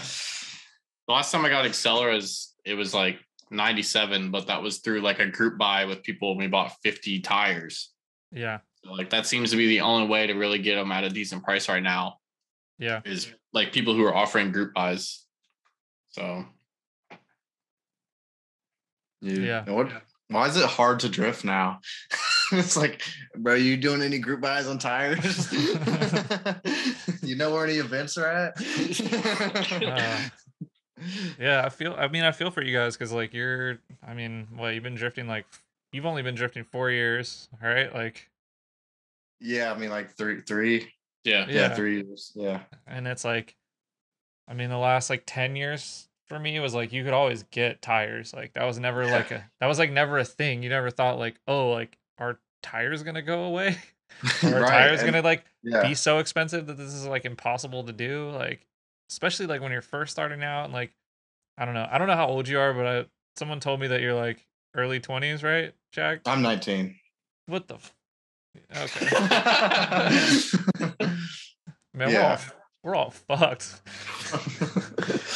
Nah, so like when I see people drive like you, and you're like, I'm like, please be 25. You know what I mean? I'm like, please be 25. Like 10, like give him another, because I'm, we're what? You're 19, I'm 32. That's 13 years. Bro, 13, like the driving you're going to be doing in 13 years? Like, come on.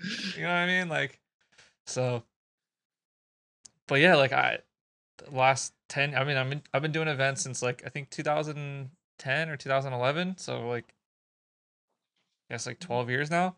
And it's never been like this. It's never been like, where can I, it's always been like, oh man, it's getting more expensive. The cars are harder to get. Like Yeah. this is getting more expensive. Like events are getting more expensive or whatever. But like, it's never been this like aggressive. Like the last like couple years, like, especially like, when you're 19, you're not making like a killing yet, like, Yeah, no, definitely not. like No, I can't. No, absolutely not. No fucking, not going pro one over here. yeah. So I mean, it's like you got, and like, how old are you, man? Like, I'm 26. yeah.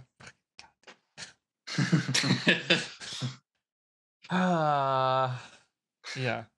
All the dude, like, yeah, it's, I don't know, like Lucas and Drew and like all like there's like these little like little groups popping up like that are just like really good and are getting really good really fast, and it's like, I don't know. What the big thing is, it's like think about what everybody's looking at on YouTube and shit is like Mahon videos now, and like those type of videos, and or like fucking animal style super videos. That's what I was gonna Yeah. say, like the super, yeah. I mean, that's when that's what you're looking to shoot for. That's where a lot of like I'm sure you guys just had to look at like option videos, and like, yeah, I mean, that was real, like at least like the very early stages was like option DVD and like shit like that, like only looking at Japan for influence, or like maybe very early FD. But like for me, like when I first started getting into drifting was right when like I feel like animal style started getting huge, and I was like, oh, that's sick, I want to fucking drive like those guys do. Yeah, like, and we just want to drive like burst.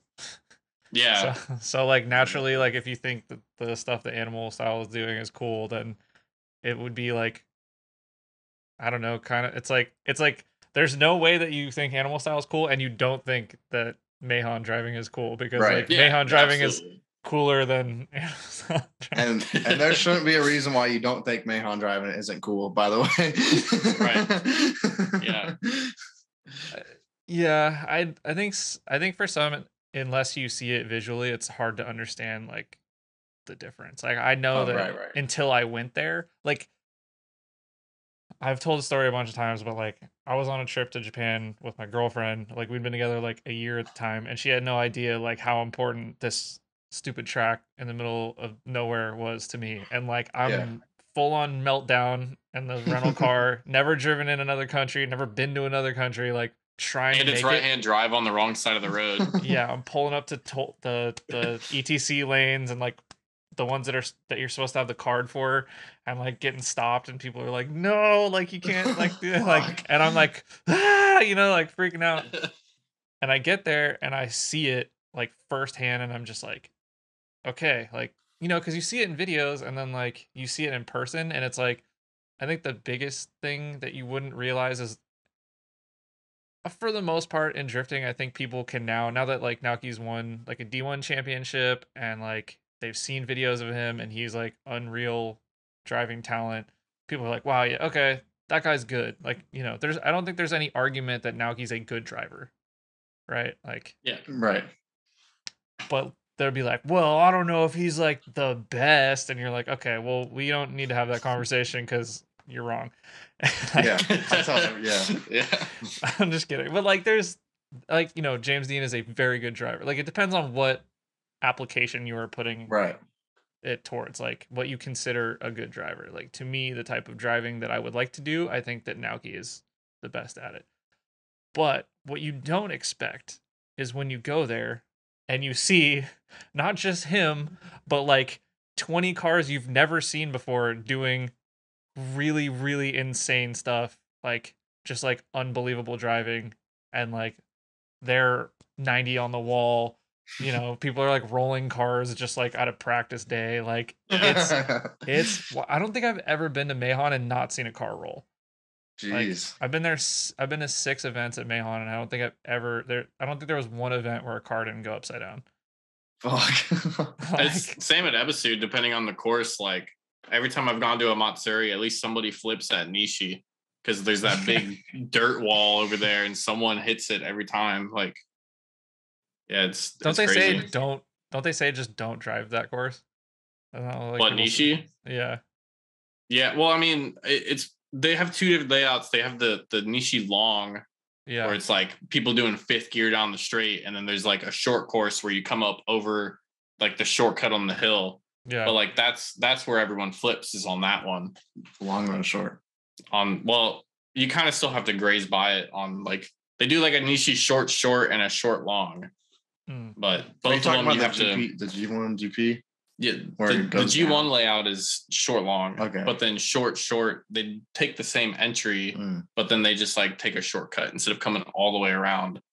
It's like you cut early. But yeah, that one's scary too, just because of the fucking bank right there. I mean, same thing, like Minami, watching people drive Minami in person. Yeah, it's insane. It's not the same as like seeing it in videos. You like watch it. I've seen like 1,000 Minami clips, but until you're like there and you see like the amount of elevation, it's like, yeah, you're like, oh, yeah. like also, I drove a car at Mahon and I was like, going down the front straight is terrifying. like all you see is barrier, wall, and you're just tires, and then like yeah, you're like, how did people commit on this? Like, yeah, like you have to driving just be willing to write the car off. terrifying. Yeah, you just have to, either of those courses, you just have to write the car off in your head. Like, yeah, to do it to do it right, to actually like commit and do the line, you have to be okay with like rolling the car, totaling the car. That's just it. And I think that's like where that level of like no fear driving style comes from, is courses where you have to be okay with riding the car off to even do it. Yeah, for sure. And that's why they're all so good. It's like, I just the tracks to drive. We just like don't really have that here, I think. Not at all. Yeah, I mean most if not like most. Well, I mean Spirit was like that because it was, you come onto the straight and you have a row of Jersey walls on your left, and straight ahead of you where you're going full throttle is a tire stack with an immovable guardrail behind it. So like it's if you want to commit the same way we did, like we were obviously ready to total our cars if we went too deep. Yeah. And that's just like what separated us from a lot of the other people there, I think.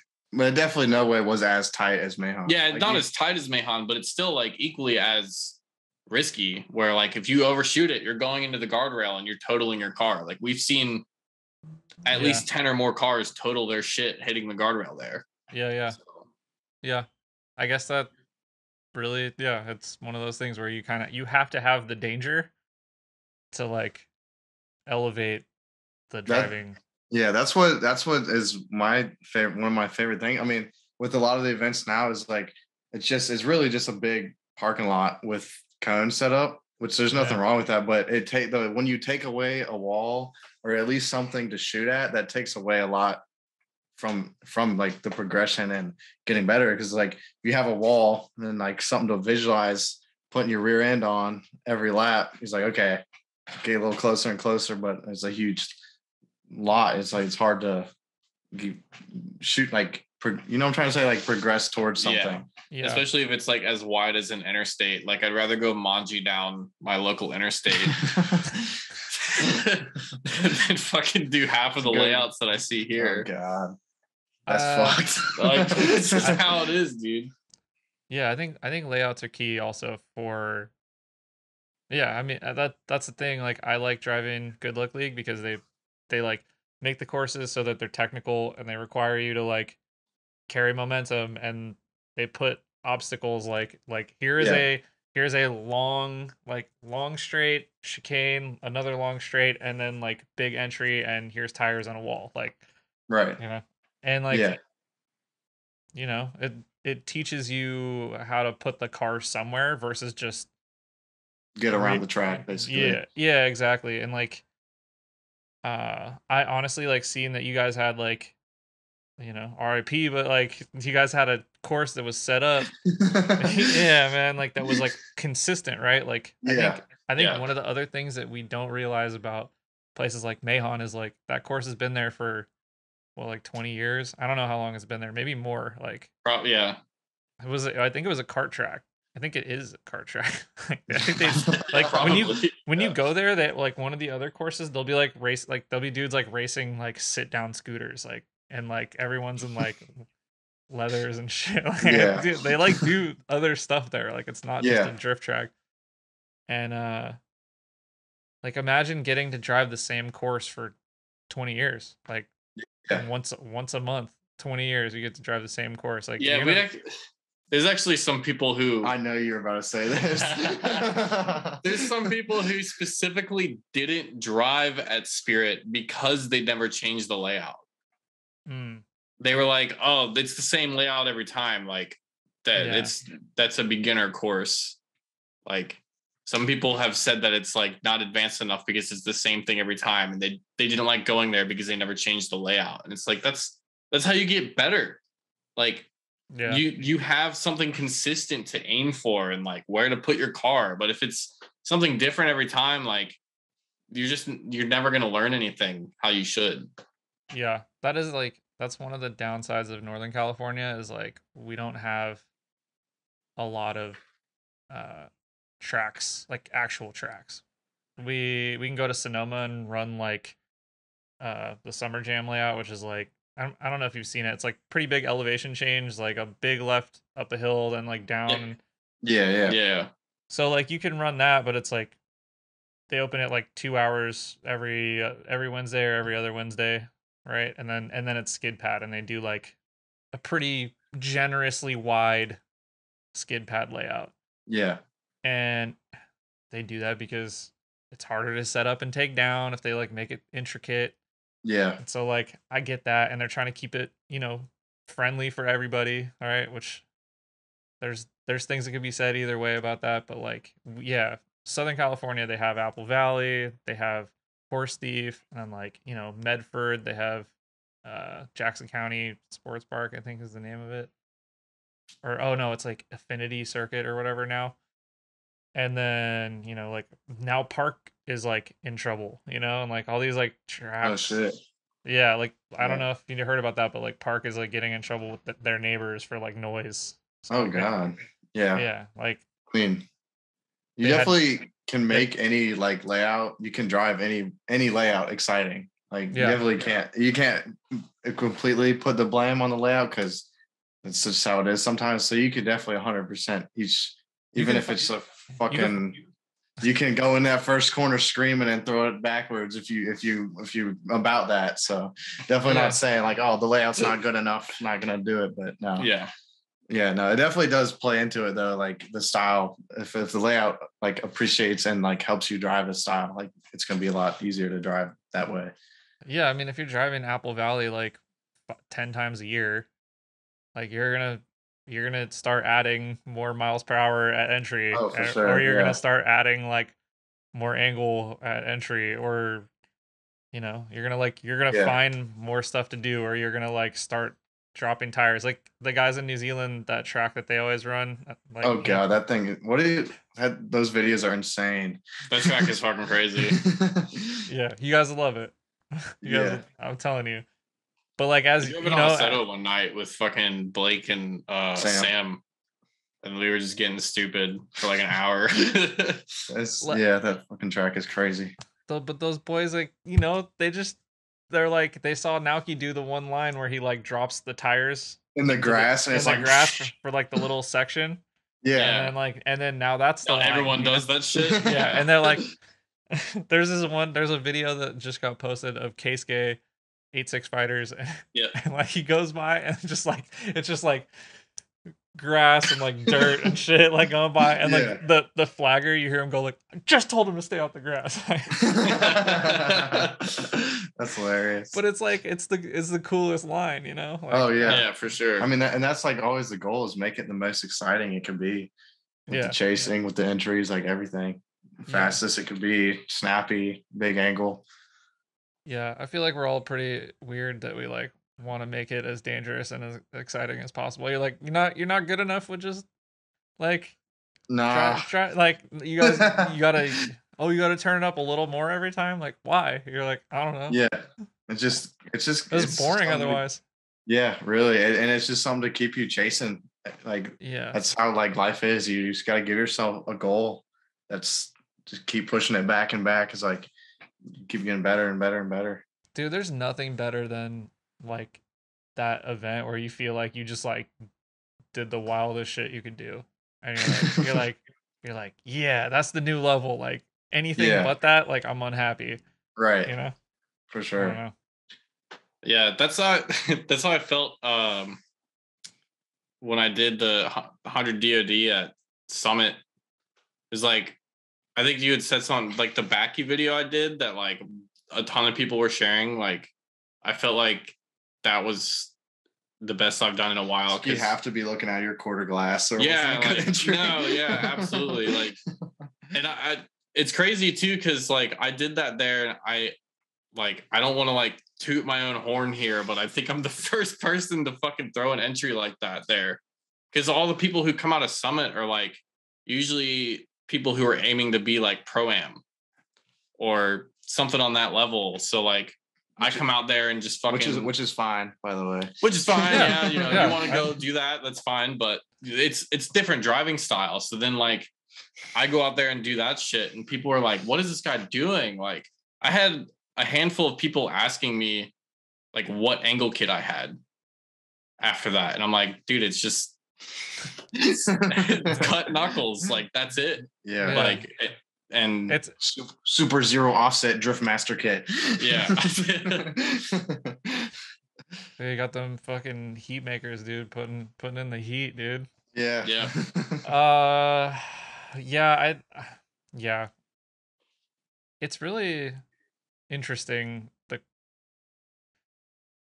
don't know. It's like people who are like opposing to the concepts of like, oh yeah, that style and this and that. Oh, those guys just, dude. People still come up to me and be like, oh, second gear, or whatever, you know, like, and you're like, we're still gonna run that joke, like second gear heroes. Like, have you seen any driving that anyone has like? Oh god, the big one here I've heard is banks. Like you're scared. You guys scared? If you're scared to run a bank, just say it.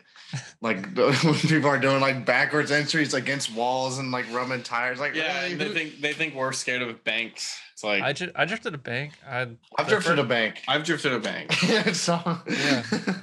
It's cool. It's kind of fun. Yeah, like, it's all right. Yeah, like it's. I don't know. I can see where like being really close in chase on a bank could be like a little dangerous, right? Like. Yeah, you're just in there with your homie left foot braking the whole way around. Yeah, I'm just joking. Dude.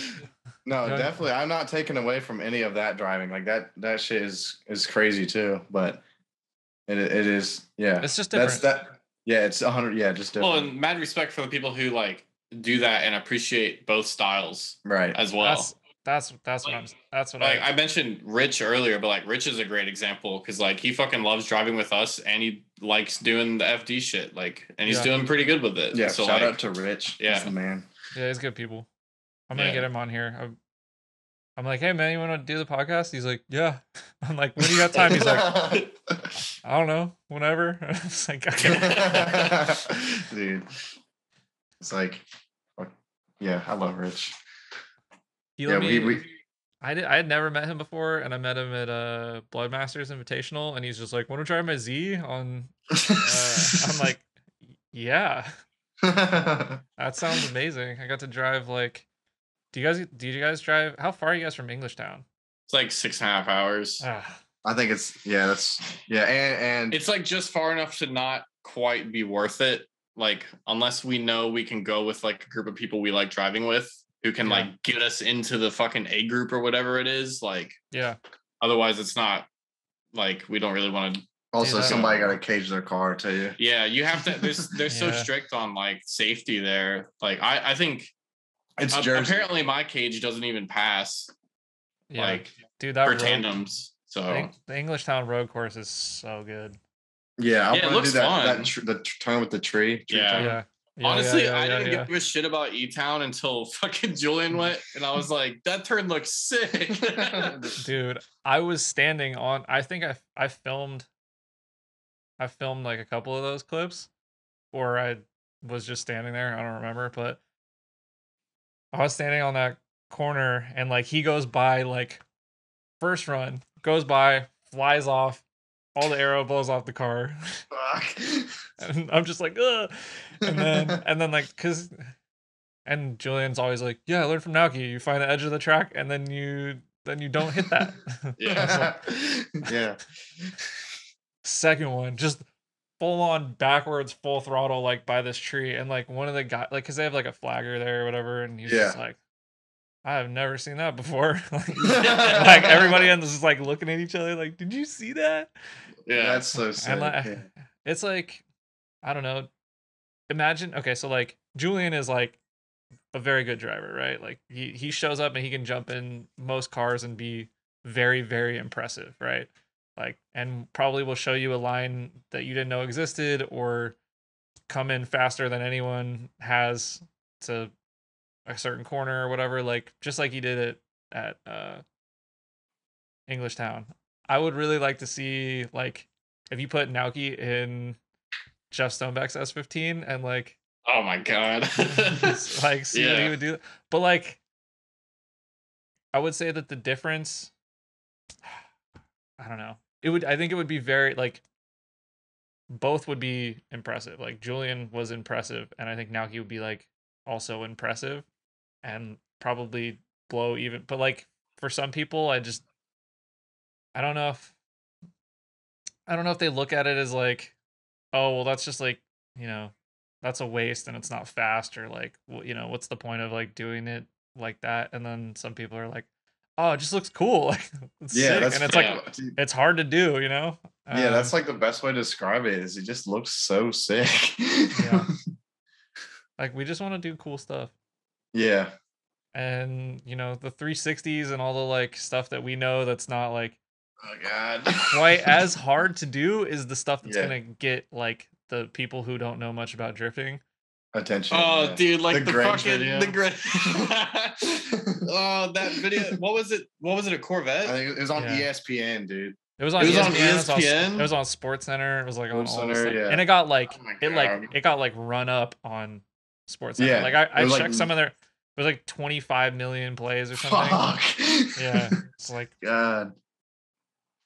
And I wonder if he even meant. You think he was meant to do the 360? He did, yeah. I'm like, so like some of the dudes were saying like that, and like he's moving kind of fast. Like it wasn't a bad 360. Like, yeah, it was good. I mean, I think I've done like one 360 ever, like on purpose. See, I've never done it. What's weird? B Knuckle doesn't even fucking let me do it. Honestly, like you can't spin out. I can't. What's really interesting is like, I've never even tried a 360. I know I could do it, but like, I just know that like, it's not as hard as like doing a very fast backwards entry where you like are like, I'm gonna die if I fuck this up. Like, you know what I mean? Like, right. Like a 360 is like a bit more calculated. Like if you mess up on a 360, you're already like slowed down a bunch. Yeah. But like on a wild backy where you're like the back of the car is like, yeah, like I hope I don't lose where are we going? I hope I don't lose the fronts right now because I'm going this way. Like, like, that, I don't know, that gets my adrenaline going way more. Like, I don't know. I feel like we need like actual like ground speed sensors of our cars so we can be like, look at how fast I'm going here at this backwards entry, like versus the 360. Yeah, 360 you're doing like 40 miles an hour, and this backwards entry I'm doing 70. Yeah. Like, we did. Someone was bringing. Who was it? Brandon. Yeah. He was bringing a speed gun out to the events for a little bit. I think the fastest was probably what, like 71 or something. Let's just go with 69. No, 71.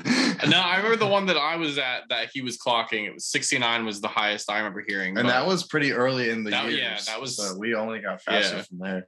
See, like that's, I don't know. And then like, if you think about it, that's like not that fast if you were racing, but if you're like on the freeway and you imagine if I just turned my wheel right here. If you're speeding and you flick the car and like have the car literally start rolling backwards and like get on the throttle, like it's pretty crazy. And then also do that on a narrower road. Right. Yeah. What was Panthera Seneca? Well, I think it was like 80. I think. What, the ones I was doing? Well, like, and you like if you're top of third gear, like smashing on limiter in a straight line, you're doing 80 miles per hour. Yeah, in my car, and you guys everyone was going the same, like, and that's it. That's a fucking road course with like no runoff. It's like that's where tree. Yeah. But yeah, like that. Yeah, putting it in perspective, like thinking about going on the interstate, going like just. No, I think about that all the time when I'm just driving down the interstate, like cruising like at 70 miles an hour. Tacoma. Yeah, I'm like, damn, flipping over. I'm like, damn, I drift this fast, and like some people don't even drive this fast on the interstate because they're scared. Yeah. I had like this like GPS tracking thing, but it stopped working. But I had it running at Grange, and it told me I did like I think it was like 87 mile an hour entry at like Apple Valley, and like, dude, that's wild. Like that's fast as fuck. Yeah. You know, like doing like the 100 plus stuff at like Thunder Hill is like scary, but it's not that scary because there's a lot of runoff and the track's pretty wide, and it's like it's kind of hard to do because like it goes like uphill and then the track like narrows a bunch. But like Apple Valley, like, and that's no e-brake, you're like flicking the car to slow down. Like that's crazy. And like you don't really like feel the difference like when you're driving. You're just like, oh yeah, that was a cool backy or whatever. You know what I mean? Right. Like I'm sure you guys feel the same. Like, but like 10 miles an hour difference is huge. Yeah.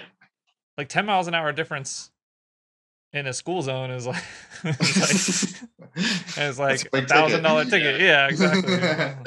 Like I don't know, the difference between like 75 and 85 on the freeway is pretty noticeable. Yeah. Like, I don't know. It's just cool. It's just cool to think about. Dude, I can't wait to do Grange. Is that what it's called? Apple Valley? Apple Valley. It's Apple Valley now, yeah. Yeah. It's pretty fun. Even now that it's wider, like it's a little less treacherous. And yeah, I was gonna ask how it is now compared to how it was. So they made people are upset about some people are upset that the track is wider because it takes away some of the like technique and danger from it. I happen to agree. But it's still fun. And like you can still push pretty hard, and now that the track is wider, you can just go faster. Right? Yeah. Like, and if you just try and ride the edge, you're not supposed to do that, but like if you go faster and you try and ride the edge, you're a lot closer to the wall now. Which is, there's something to be said about that. Like you can like I rode the outside of the whole like new thing. The thing that hurts me is the infield, because the infield was like super technical, and like you had to like carry a bunch of speed, and like there's like a lot of spots where like people would manji, and like if you could just link it without manjiing, you're like flying. And like now it's been like rounded out a bit and a bit wider and stuff. So I mean, like for the person learning to drift, it's a lot better. For the person who's like, maybe does like a couple events a year and just like loves drifting, but they're not like, trying to like make it their life and like push, it's definitely better. But it sucks because we're the people, the nerds. We're the minority of people who like really want to push their driving skill, and like it's their life, and they're like this is it, like I found my thing and I don't want to do anything else, and I want to drive like the hardest tracks and I don't really care what happens. it's not, it doesn't have the same allure that it used to. Yeah, for If that sure. makes sense. No, 100%. That's like the same thing with I was saying about the walls, like having that danger to it or like making it a little harder. It just is that much more exciting. Yeah, you gotta have it. Yeah, for sure. We need it. We need to be scared. Yeah. Bring on the scary shit. Yeah. Can total the cars. I know some of the most fun I've ever had drifting is like being on the edge of shitting myself, like with how fast I'm going or like how close I was to the wall or something. Just like the last time I was at Panthera, it was probably like the fastest and most backwards I've ever gone, and like it was fucking insane to me. And like even like doing like Toge course at Ebisu for the first time, like Toge is fucking scary and it's not very forgiving at all on that course. And like getting it down for the first time is like, I don't know, everyone makes fun of me when I'm drifting for like having a stale face, but like on Toge course, I'm like, yeah, let's go. Like the whole time, just like screaming after every lap, just like how sick it was. Like you go on something boring that's not as challenging, and I'm just like ready to fall asleep behind the wheel, basically. For real. Dude, the whole time. The whole time. I'm like polar opposite. I just posted a video. I'm like fucking screaming at the top of my lungs while we're driving. I think people like those videos. People like when you're getting like animated in the car. Yeah. I found I like if I post one, smacking I'm on the doors. I'm like, fuck yeah, that was sick. Like, you know, and like you got a GoPro on, they can like see that you're all like amped up. People like, I don't know, I feel like they relate. Yeah, for sure. Because it's like, okay, what you just did was good. Okay, now I understand. Yeah. It's like the most I'll do when I have like a GoPro on my helmet is just like give a little, or like a little fist bump. I'll just like shake my head or do, just like a little fucking I'll be like smacking my fucking wheel and shit. Do you guys watch a lot of in-car, like to study? Like, do you play a set of like what are you doing like outside of just drifting a lot to get better? I don't know if I would call it studying, but okay, yeah, fuck it, studying. Yeah, watch my own videos. Like I can see the snap, see where the hands were. Okay, yeah, that's studying. That's yeah. Yeah, or also, like I'll definitely see like where sure. Or like where I know I could have gotten more speed kind of thing, or like had a little more angle or some shit. But like Assetto helps me a lot. Yeah. Like if I'm ever rusty, I'll just like grind playing Assetto every day for like a week, and then I go to an event and I feel like ready to go. Yeah. So. Yeah, we're both big into Assetto. I mean, I have like the shittiest setup, but I fucking love playing Assetto. I don't even have a shifter. I play with the paddles. No way, dude. Yeah. Do you have like a spacebar e-brake? No, what is my e-brake is the A button. It's the A button on his wheel. It spins with the wheel. But I've played it so much, I'm like, I can know when it's certain tracks. Like I've played Mayhem so much, I know the shifter's going to be down here where I have to drop in a second. So, because it spins. And I was like, people like, bro, that's savage. I think when like COVID and shit first happened, everything was super expensive. So a shifter was like a little bit too much. Then I was like, I'm playing a video game. I don't fucking need to spend $100 whatever bucks on a shifter. I have these that are, and I never got one. So that's just, I've been rocking with it forever. But fucking whenever do Teslas have fucking paddle shifters? When we're all drifting Teslas, I'll be good. I'll know how to do it. They don't have paddle shifters. They don't have gears. Oh, fuck. But you'll be good. They just whine. Yeah. Dude, there was someone drifting one at some event. I was like, there was somebody drifting at Summit at the last event I did. I never saw him, but I think I remember seeing it drive around in the pits, and I'm like, oh, someone's like dad is here. But apparently he was like drifting. Like my friend Ben was telling me, like he was on grid next to it, and the Tesla went off, and like the girl flagging was like asked Ben, was like, hey, apparently he's having like a really bad time drifting. Like, do you have any advice for him? And he's like, he's driving like a fucking S13 Vert that's like completely different car, and he's just like, Do I look like I know like what the fuck to tell this guy? Like, I'd be like, you're gonna have to let me drive it to be able to help you. Right. yeah, like I just saw a video of one driving at Apple Valley, I think. Yeah. For sure. I think so. that's Yeah. crazy. Yeah. There was like one of the I don't know what the guy's name is, but he had Kazuya drive it also. But yeah, I don't think he let Kazuya take it on the course. I think he just let him on the skid pad. I'm like, dude, I want to see Kazuya like rip the whole track in that thing. Like, I want to see him do the entry. Yeah, what's the lock like on those? Can you cut and weld those knuckles? Probably not great. It's all electric. Oh yeah, it's Wi-Fi steering. Okay, no steering shaft. It's like a slight delay. Yeah, I know like quite a few people that work at Tesla. I'm like, I'm just like waiting for them to have all the cheat codes once we are forced to drift electric cars or whatever. I hope not. There's like actual cheat codes to make a drift. Like you have to you gotta turn the wheel, like put the wipers on and shit. That's how the FRS is. You have to do like a fucking cheat code to turn off all the assists. Like the pedal dance is what it's called. Yeah. You can either pull the ABS fuse or you have to, it's like you pull the e-brake twice, step on the brake twice or something. Yeah. It's like an actual pedal dance you have to do to turn off like ABS, traction control, and all that shit. You like get an Xbox controller, you're like XBY, up down. You have it like written on a little piece of paper with like someone wrecked like a brand new one at a drift event because they like turned the car off and turned it back on, and they went to enter and it just like did like all the traction control stuff came on and they just like stuffed it because it was raining. Well, in an FRS or something. Yeah.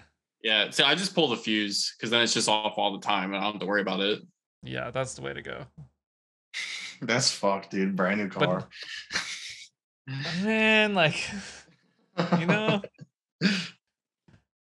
that sucks. Yeah. Sucks. But whatever. I don't know. That's how it goes. Like, yeah.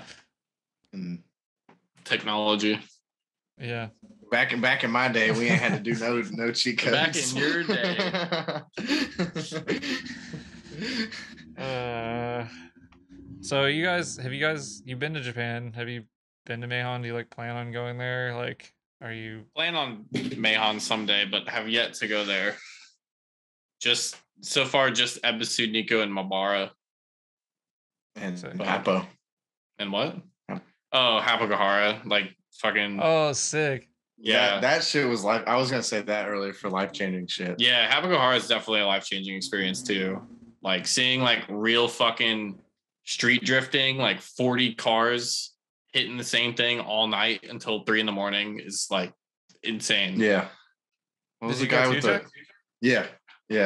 That shit was crazy. And we went in the cars too. Was it I can't remember his name. It was an S14 with a weird Verosa front end. Aristo. A purple S14 with an Aristo front. This dude's insane. I think I know his Instagram. I don't want to say the wrong thing. I don't remember what it's like. Fucking Ziari Boy or some shit like that. Something like that. But like this dude's crazy. He was like fucking actually so cool. And he'll wait at the start of the toge too. Well, he'll do a sitter, but he'll also wait until he has the right song on before he does a run. Yeah. He'll like be skipping through the songs and he's like, all right, this is the one. And then he goes. I like whenever I'm in a car with somebody, I like try not to be that guy like with the video, but I was like, I have to take a video of this. This is fucking insane. So yeah, it starts off, he's like clicking through the songs and it's like super upbeat, like fucking what's the like dubstep music, pretty much. And it was like, and then he just fucking went in the tunnel and just starts doing a burnout with like everybody standing around and just goes. And it's obviously it's completely dark and you're just in there and it's just all turbo exhaust tire noise, and then all you see is just like wall guardrail. Yeah, like it's fucking like every transition is like all you see is the wall guardrail. Guardrail, like it's fucking crazy. Yeah, and that I feel like that's what fucking really got me into like the toge style of like trying to get through the course as fast as you can get, like brushing up on the tires and shit that we have set up, that type of stuff. But yeah, that's like the same way as like the Mahon, like I'm sure it's the same way as like seeing the videos and then being there in real life, because you can't feel like how fucking fast they're going. Yeah, no, through like this mountain course through the video. And Toge's fucking violent. Yeah. Hapo's fast too. Like the 8-turn section is fast. You have to go fast if you want to do it right, or else you're gonna crash or like come up too short and have to just grip up. Yeah. Like it's crazy. Yeah, that was the wildest because we went. I'm sure we got there late, and then we left, and like the next morning, like I remember. Yeah, no, we got there at like 11 o'clock at night, and then we after like driving, I think it was 2 or 3 hour drive from we were staying in Saitama, and Hapagahara is up in like Tochigi, and it was like a 3 hour drive. Got there at 11. I don't think we got back to where we were staying until like 7 in the morning. Yeah, I remember being at a 7-Eleven at like 7 in the morning without sleep. Sick. We also shout out to 7-Eleven in Japan. Yeah. Yeah, for real. Dude, we definitely we worked like I don't know. We were working at like N-Style on the S14 that Julian bought until like the sun came up one night. And we were just coming back. Yeah, dude. The like sunrise 7-Eleven trip is so key. You're just like cruising there, you're like, I feel like shit. This is like, what do we got? Yeah. What do we got? What do we got in here? Like everything's fresh. Like 7 a.m. You're like, Fuck we're yeah. gonna We be both all got right. sick. Oh, I was about to say, yeah. We got sick because like we went to the Toge like literally the day after we got there. We like woke up at 7 in the morning and didn't go to sleep until 7 in the morning the next day. And when we woke up, like no voice, like we pretty much had COVID. No, This was like say that. dude, this was like a month before COVID actually fucking happened. I think anyway. it was a little bit more than that. No, it was my. Okay, you're right. Yeah, we You're right. like lost our voice, couldn't like it sucked. Yeah, me and Tyler brought COVID to the United Yeah, States. it's our fault. Fucking canceled. No, it sucked too because like we were sick on a Sunday and we had to go to Ebisu. It's okay, you guys didn't know what it was. Yeah. Yeah, No, yeah. It was just a cold. Yeah. Yeah, we were sick like because it was a Saturday night. We went to the Toge and then Sunday morning woke up sick. I think we slept like 18 hours, like the whole day. Yeah, we skipped today pretty much. And then Monday we went to Ebisu, and I just remember like getting to my car and being like, I do not want to drive. I just have a headache. I can't even talk. Like I couldn't even communicate with people because we're at the track and I had no voice. Like just had no motivation. It was like those little soup, like the vitamin C little shots. Oh yeah, we Those were were just sweet. chugging like C1000s, like and green teas and shit. Yeah. Bring me back. Damn. Yeah. Yeah. And then corn in a can. I think we went to some pharmacy and we were just like trying to The corn. corn can, bro.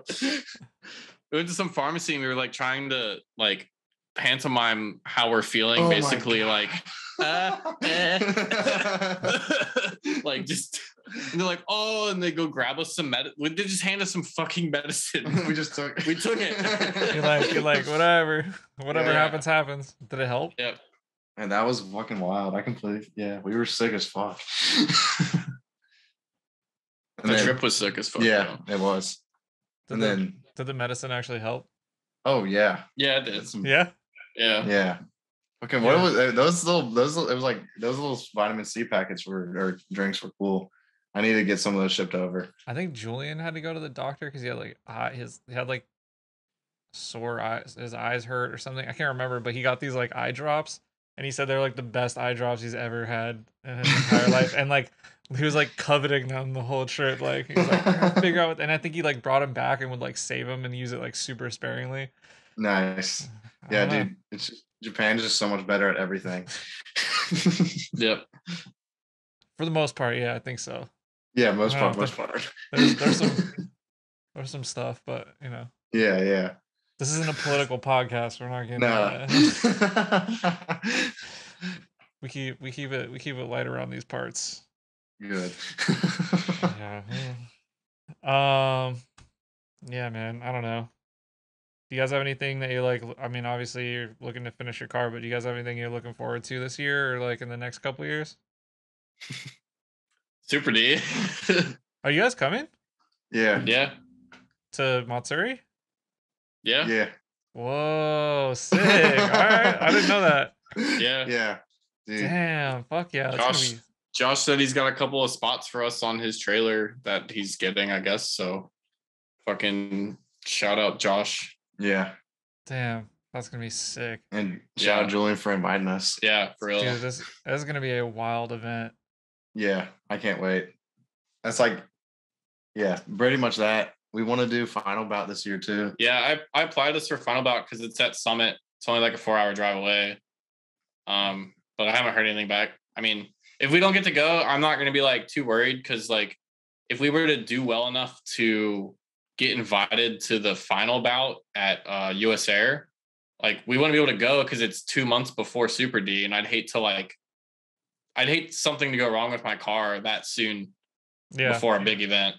It's also the same weekend as my friend's wedding that I'm supposed to be in, so I actually can't even fucking go. So they took one look at my Instagram and saw my car, like, nah. I got tire marks on it, no way.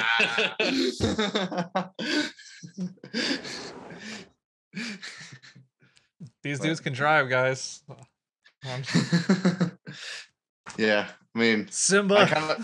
What? Simba. Yeah, what's up, bro? Yeah. I got the new car. It's got good paint on it. Yeah, I put the application in with pictures of his S13 instead of the Miata. So I mean, maybe we'll get in because of that. I don't know.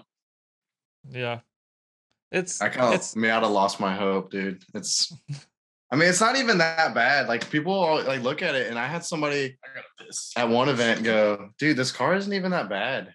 Yeah. I was like, yeah, I don't know why everyone thinks my shit's total. Like it's got one. I mean, yeah, I don't know. It's got one good quarter panel dent in it that could probably be fixed with a little over fender. Yeah. And then the rest of it's like OEM plastic parts. They're like super cheap and that just fall off sometimes. And dude, I'm trying my best. The way we drive is just hard to keep the cars looking nice all the time. Yeah. But we were definitely like what he was saying, driving a couple times a month.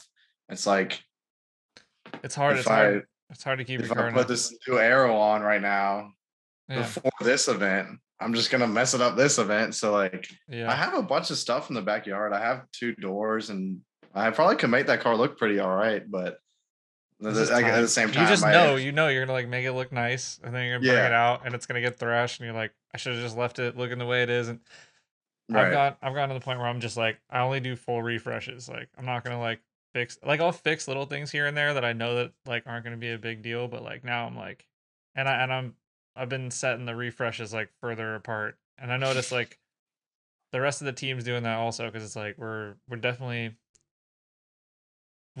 more focused on drive. Like that's been kind of like a thing too. It's like, you know, we used to be like low, and Julian changes fucking graphics like every 2 events, and like you know what I mean, and like it was like now it's like we're trying to just drive as much as possible, and it's like we're kind of like falling out of that, like I don't know how to explain it, like that I know what you mean a bit. Yeah, so like I mean final bout's obviously like it's like a, you know, they very much care about how the cars look, how the cars are styled. Like, is it of their, you know, is it of their like vision of what drifting is? And if it's not, then like, you know, maybe that's not the place for you. And like, I totally get that.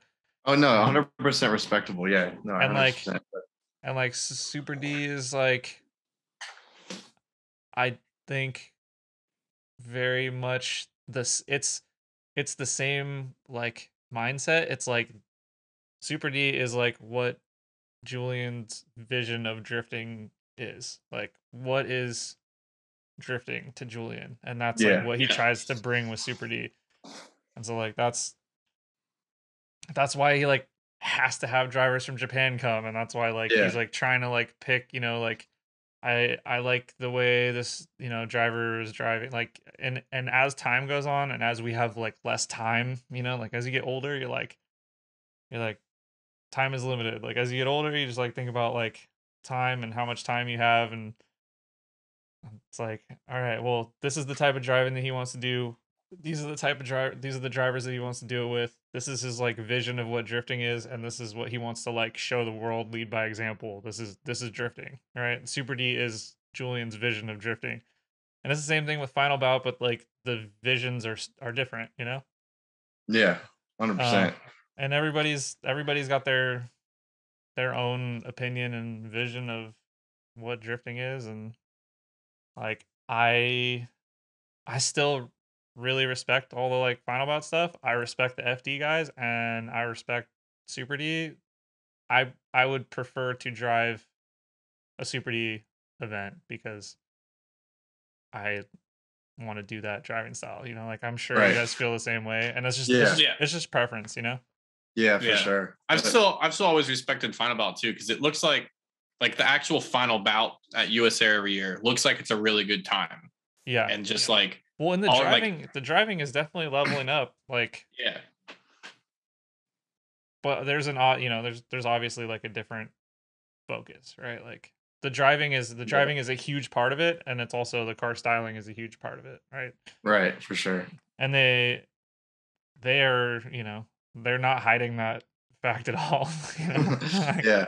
I mean, we've both been trying to do better with the cars because your shit looks good now, and mine, Miata fucking, it's in the corner. But my new car looks all right. So we try to clean things up, and because definitely shit. It is more exciting when the car does look good, for sure. Yeah, like, I mean, there's definitely like clips of me driving, and I'm like, I wish I should have painted that door. Like, I wish I had side skirts on yesterday. Yeah, I just said something like that yesterday. I was like, this would have looked way cooler if I had bumpers and side skirts on. Yeah, like in like a little fucking death cart thing. Yeah, we were talking about pictures to send for the thumbnail for this or whatever. I was like, I have some good ones, but they're all my cars like totaled in it. Sign them. I'll have to. No, I have some good ones when I first finished the Miata's look. Of that when it was still looking good, so I can those will be good from Jordan too. I went like our buddy Jordan takes a lot of like some of our best pictures that we have, and I went and saw him yesterday, and I was like, we hadn't really like been telling anybody that we were going to be on the podcast, and I was like, hey dude, you mind if I use one of your pictures for the Goodest cast? And he's like, fuck yeah dude, let's I don't give a shit. Sick. Shout out Jordan, he's the man. Yeah, you gotta have good media people in your corner. Oh, for sure. It's like Ronnie. Very helpful. Yeah, shout out Ronnie. Helpful. Yeah, dude.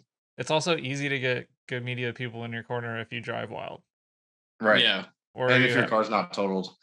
Yeah. Yeah. Well, sometimes too, the media people like who know what they're looking for, kind of thing. Mm-hmm. Yeah. Like sometimes they're just out there like taking a picture of anybody, like Casey. Yeah. Like Casey's pictures are crazy. Yeah. I mean, I feel like a good media that list guy is super has to long. also be a good driver to like, or at least have a great concept of like understanding what good driving is. Yeah. So Geronimo is one of our local guys. You've probably seen like Geronimo. He has like you've seen his photos. Like he has pictures of Josh and but he's not a driver, but he has like he's like able to understand like the nuance and like the aesthetic that like goes with like how the car's loaded up.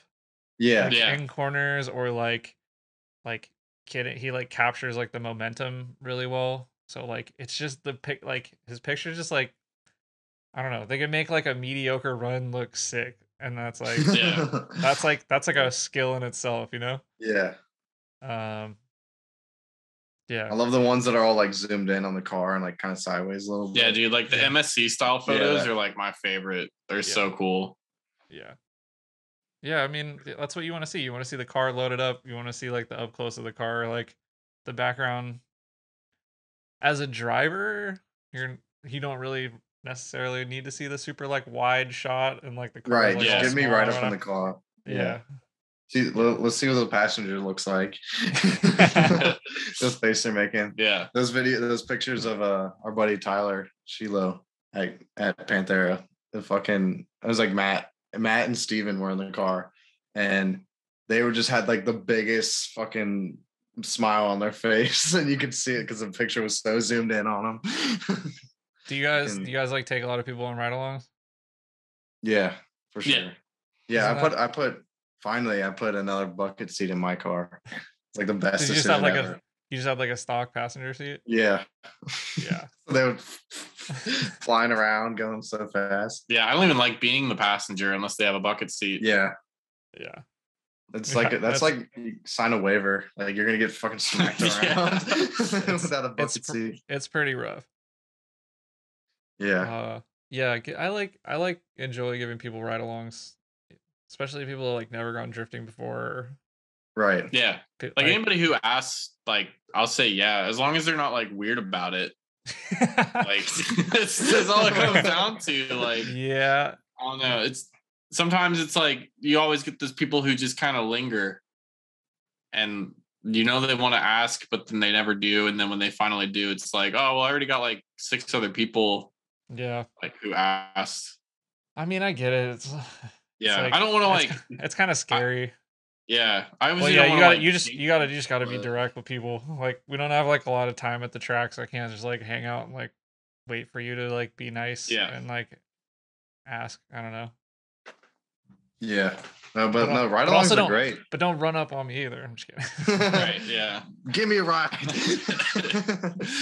But no, dude, ride-alongs are kind of the shit, because if you're, especially for people trying to figure out how to drift, or like what certain things they're missing, like that's how like a few things clicked in my head, was like riding with Tyler and a few other people. You could hear the throttle and feel like the moment, like what to do with the car, and then apply it into your driving. Well, and I feel like a lot of people who have ridden with both of us, who then got into drifting, learned way faster than like riding with people who aren't on the same level we are.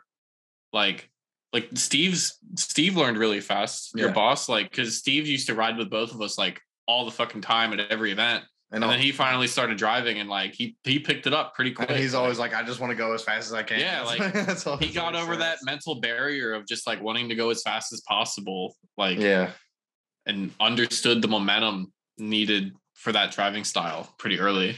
Yeah. Yeah. No, definitely ride-alongs are good for people. And yeah, I think then when you have someone in the car that's appreciating everything too, that's awesome. That's the best. They're freaking out, and you got Jordan. Jordan. Jordan's the best fucking passenger. Like the guy who takes all our pictures and shit sometimes too. Like he's like the ultimate hype man to have in the passenger screaming. Yeah, that's the best. Like, yeah, you need a hype man sometimes, like in the passenger seat. Sometimes if you're having like I've had a few bad events where I'm just like, man, I like cannot put a run together. Like my chase is weak. Like I'm slow. Like I keep like my line's bad, and then like you have somebody ride with you and they're just like, hit him, like hit him. And you're like, yeah, let's hit him, Dude, oh my god, yeah. Or the best is when it's super bad. Like, don't do this if you're not in someone's car that you don't know. But when the passenger taps on the door, it's like, okay, I gotta get in there now. Dude, I don't think I'd be allowed in people's cars, because I would do that. That's something that I noticed, that I gave one dude a ride along, and he was like patting the door on my car, and I was like, chill. I was like, I'm in, like I was driving with Jason, and Jason was already gonna do it. Yeah. But like, come on, man. Like, yeah, it's not your car, bro. Yeah. But I'm like referring to like if it's just me. Like the boys, and it's like also one of the boys in the car. I didn't know the dude. Yeah, I didn't know the dude. You didn't know him. So. Yeah. I was like, I was a little. You're gonna get comfortable fast, man. You're like, oh, we're homies now. Yeah, I was like, I think I deserve some laps in your car now, dude. If you want to risk mine. Oh god. Yeah, definitely don't do that if you're riding in the passenger seat with somebody that you don't know, and you don't know if they're cool with the person that's chasing them. Because like if someone did that in my car and like someone just like speared me, I'd be so mad. Yeah, dude. Yeah. That move is strictly boys on boys action. Boys on boys crime right there. Yeah. Yeah, that's how it's got to be done. I don't know. What how did you like? For me, I had to hit another car like pretty hard to figure out like how to not like smash into cars. Yeah. how did you guys like practice that, or did you just was it? I don't know. Well, first when we started doing the tandem stuff, we were dumb, and we would just run into each other kind of hard. And then there's some Yeah. videos of me hitting you, and you're like, "What the fuck was that?" Yeah. So It was after I hit the tree, so I kind of stopped caring about how my car looked, and was just like, "What the?" No, but yeah, we kind of went real hard, and then all right, let's chill, dial it back into a soft tandem. Well, that's also how I learned how close to be if I'm overtaking. Oh yeah, we had one by hitting Jack mid overtake. That's I was saying that quarter panel dent on my car. No, yeah, like the same thing. We just went.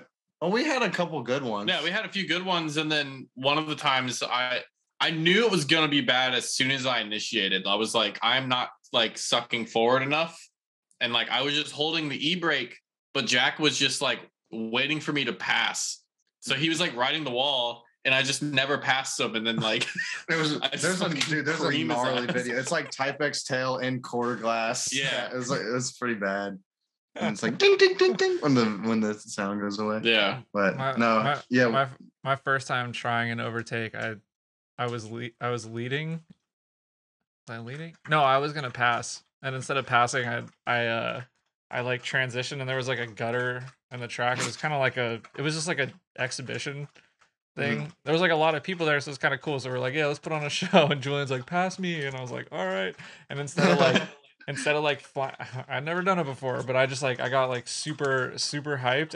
I just like lost the front end and just plowed into a divider, like airborne. Fuck. And I'm still looking for redemption on that because I haven't. Yeah, I've been passed, but I think. Do you think being passed or passing is harder? Passing 100%. I've only done passing 100%. Because when I've done both. I did you passed me, I passed you on the back. Oh, that's right. We have done both. Yeah, yeah. I mean, we literally did both. We switched positions in one lap once on the B course layout. So like main straight, I passed Jack, and then we get to the back section where it's the double apex, and he passed me. But I think passing is definitely harder. Yeah, because when you're getting passed, all you have to, I mean, not all you have to do, but a majority of it is fucking stick your rear end on the wall and stay there until you see a car coming in front of you. And then the key is you really have to be close in the pass. Otherwise, it's like y'all are taking two different tracks. Yeah. Be really like bumper to bumper. If you're not sweeping, it looks not that cool. Yeah. And then just like as soon as you see the car get in front of you, just fucking lay on the throttle. Because like if you pass and there's a huge gap still, it's not as cool. Like you got to pass and then be right on door. Yeah. I think like another one that I think people don't realize is like the burst pass. Like if you want. I knew you were gonna say something. I wanted to say something about this too. Is like, man, it's in the entry. It's in the entry. It's before the corner. Like, it's not during. If you're passing in dirt, like in the corner, that's not a burst pass. That's just a pass. Yeah. Yeah. If you're passing on throttle, it's not a burst pass. Yeah. I've seen it like time and time again, and I don't want to like call it a PSA or whatever, but like, man, it pains me. Like when you've seen him in real life and you've like been in the car when they do it, it's so technical and so terrifying. Like I've passed cars in corners like hundreds of times. Well, that's a lie. Not hundreds. Like, you know. Dude, you're a pro. Dude, I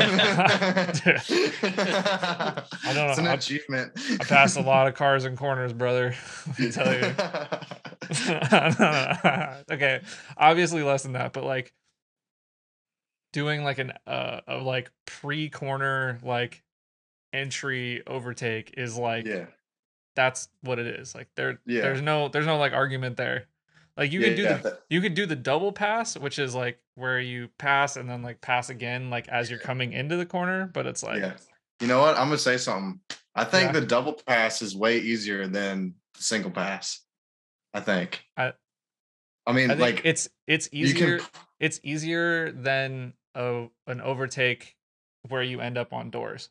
Yeah, because that's the thing. It's way easier to like play off the double pass because like front passing car can just fucking shoot over, and then you can like just shoot in front of it. Yeah. Like you don't have to make that technical back on throttle. Whereas Yeah. like a really clean pass, tight back on door is just one is so it's like there's so much going on in that. It's Yeah. so tricky. A We've double- only had like I think we've had like one or two. I was like, all right, that was cool. Yeah, we've only had a few that was like actually sick. Yeah. The rest is like there's a super big gap, and then Yeah. but yeah. I like that you guys are hard on yourselves about this. Dude, Good. I know, right? We're like, That's dude, important. That's important. fucking, No, we've 'cause, probably like, it's the done, same I don't thing. know. We've probably done like 10 or 15 passes in total, but like maybe only like 2 or 3 of them were actually good. Yeah, I did Yeah, one with Jason, like- and it was I didn't feel like, oh my god, that was like we finally, it was just like that was it, but it's like, no, it could be better, you know, like yeah. Everything could always be better. That's like with life. You always got something to keep pushing towards. I think you're also right about the double pass because you can fly in as the car passing, like the first pass, Mhm. and then you end up you can go like super deep, and it like the car slows down a ton. And Yeah. then this one can just like straighten out and like go past it, and then Exactly. That's exactly what it is. Yeah. yeah. But, I mean, it looks actually agree cool. with you. It looks cool. It's one of those things that like if you did that, you might make it on Sports Center. You know? Dude, why is our video not on sports? Right? Yeah. I remember like the first time we double passed, I didn't even know we were doing it. I just I passed just Jack. fucking passed him. I passed Jack and I was like super deep trying to fucking get my speed back up. And then I look back to the right and he's passing me and I'm like, what the fuck are we doing? Yeah, that's what I mean. Like why it's a little easier because it's like you didn't even know we were doing it and I just fucking went for it. Yeah. But that's like basically passing a car through a corner. Like that's not hard. It's like they're on a different track, essentially a different line. So you just take the inside line. Whereas the straight line entry pass is fucking whole different. Dude, it's scary. Yeah, it is. Dude, It's super technical. And if that's you're doing I think that's my favorite thing. If you're doing it on a wall like you guys are, like there's nowhere to go, you know, like because literally as the car being passed, you have to give the passing car as much space as you can. So you have to be all the way on that wall, and you just wait for it to go in front of you.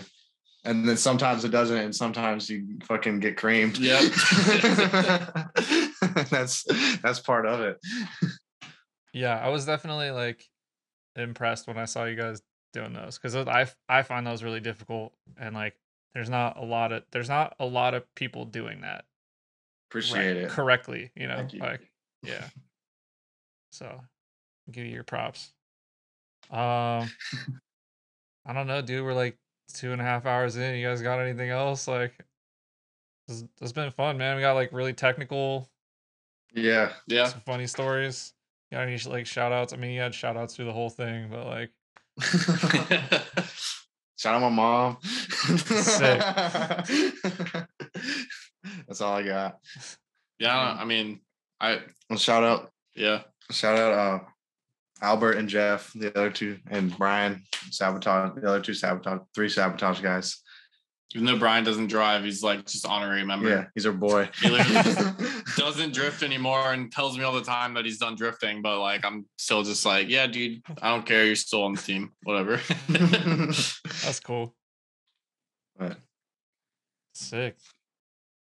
Well, I appreciate you guys. Thanks for making time for me. And yeah, dude, else. thanks for hitting us up. Like, yeah, man. It was fucking cool just opening Instagram and seeing a DM like, you guys want to be on the podcast? Yeah, not gonna lie, I fangirled a little bit. Oh, come on, man. Dude, I've like fangirled every cool time, stuff. like every time somebody I've looked up to for a while like follows me, I'm just like, no fucking way. Oh my god, this guy noticed me. Like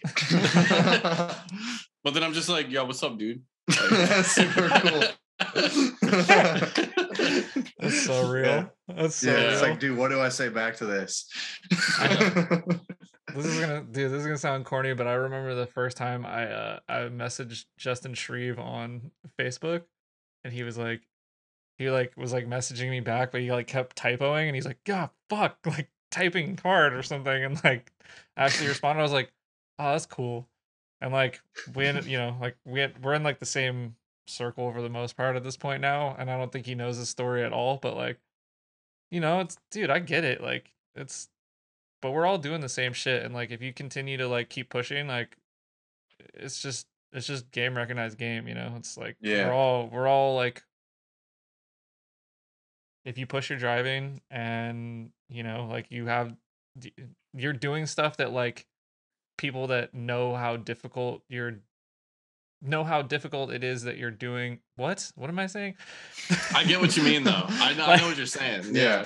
Like real recognize real kind of thing. Yeah, like we like, you know, it's one of those things where like it's not everybody has tried a true overtake, right? But like if you see someone do it and like it's like the legit like pre-corner initiation overtake, you're like, okay.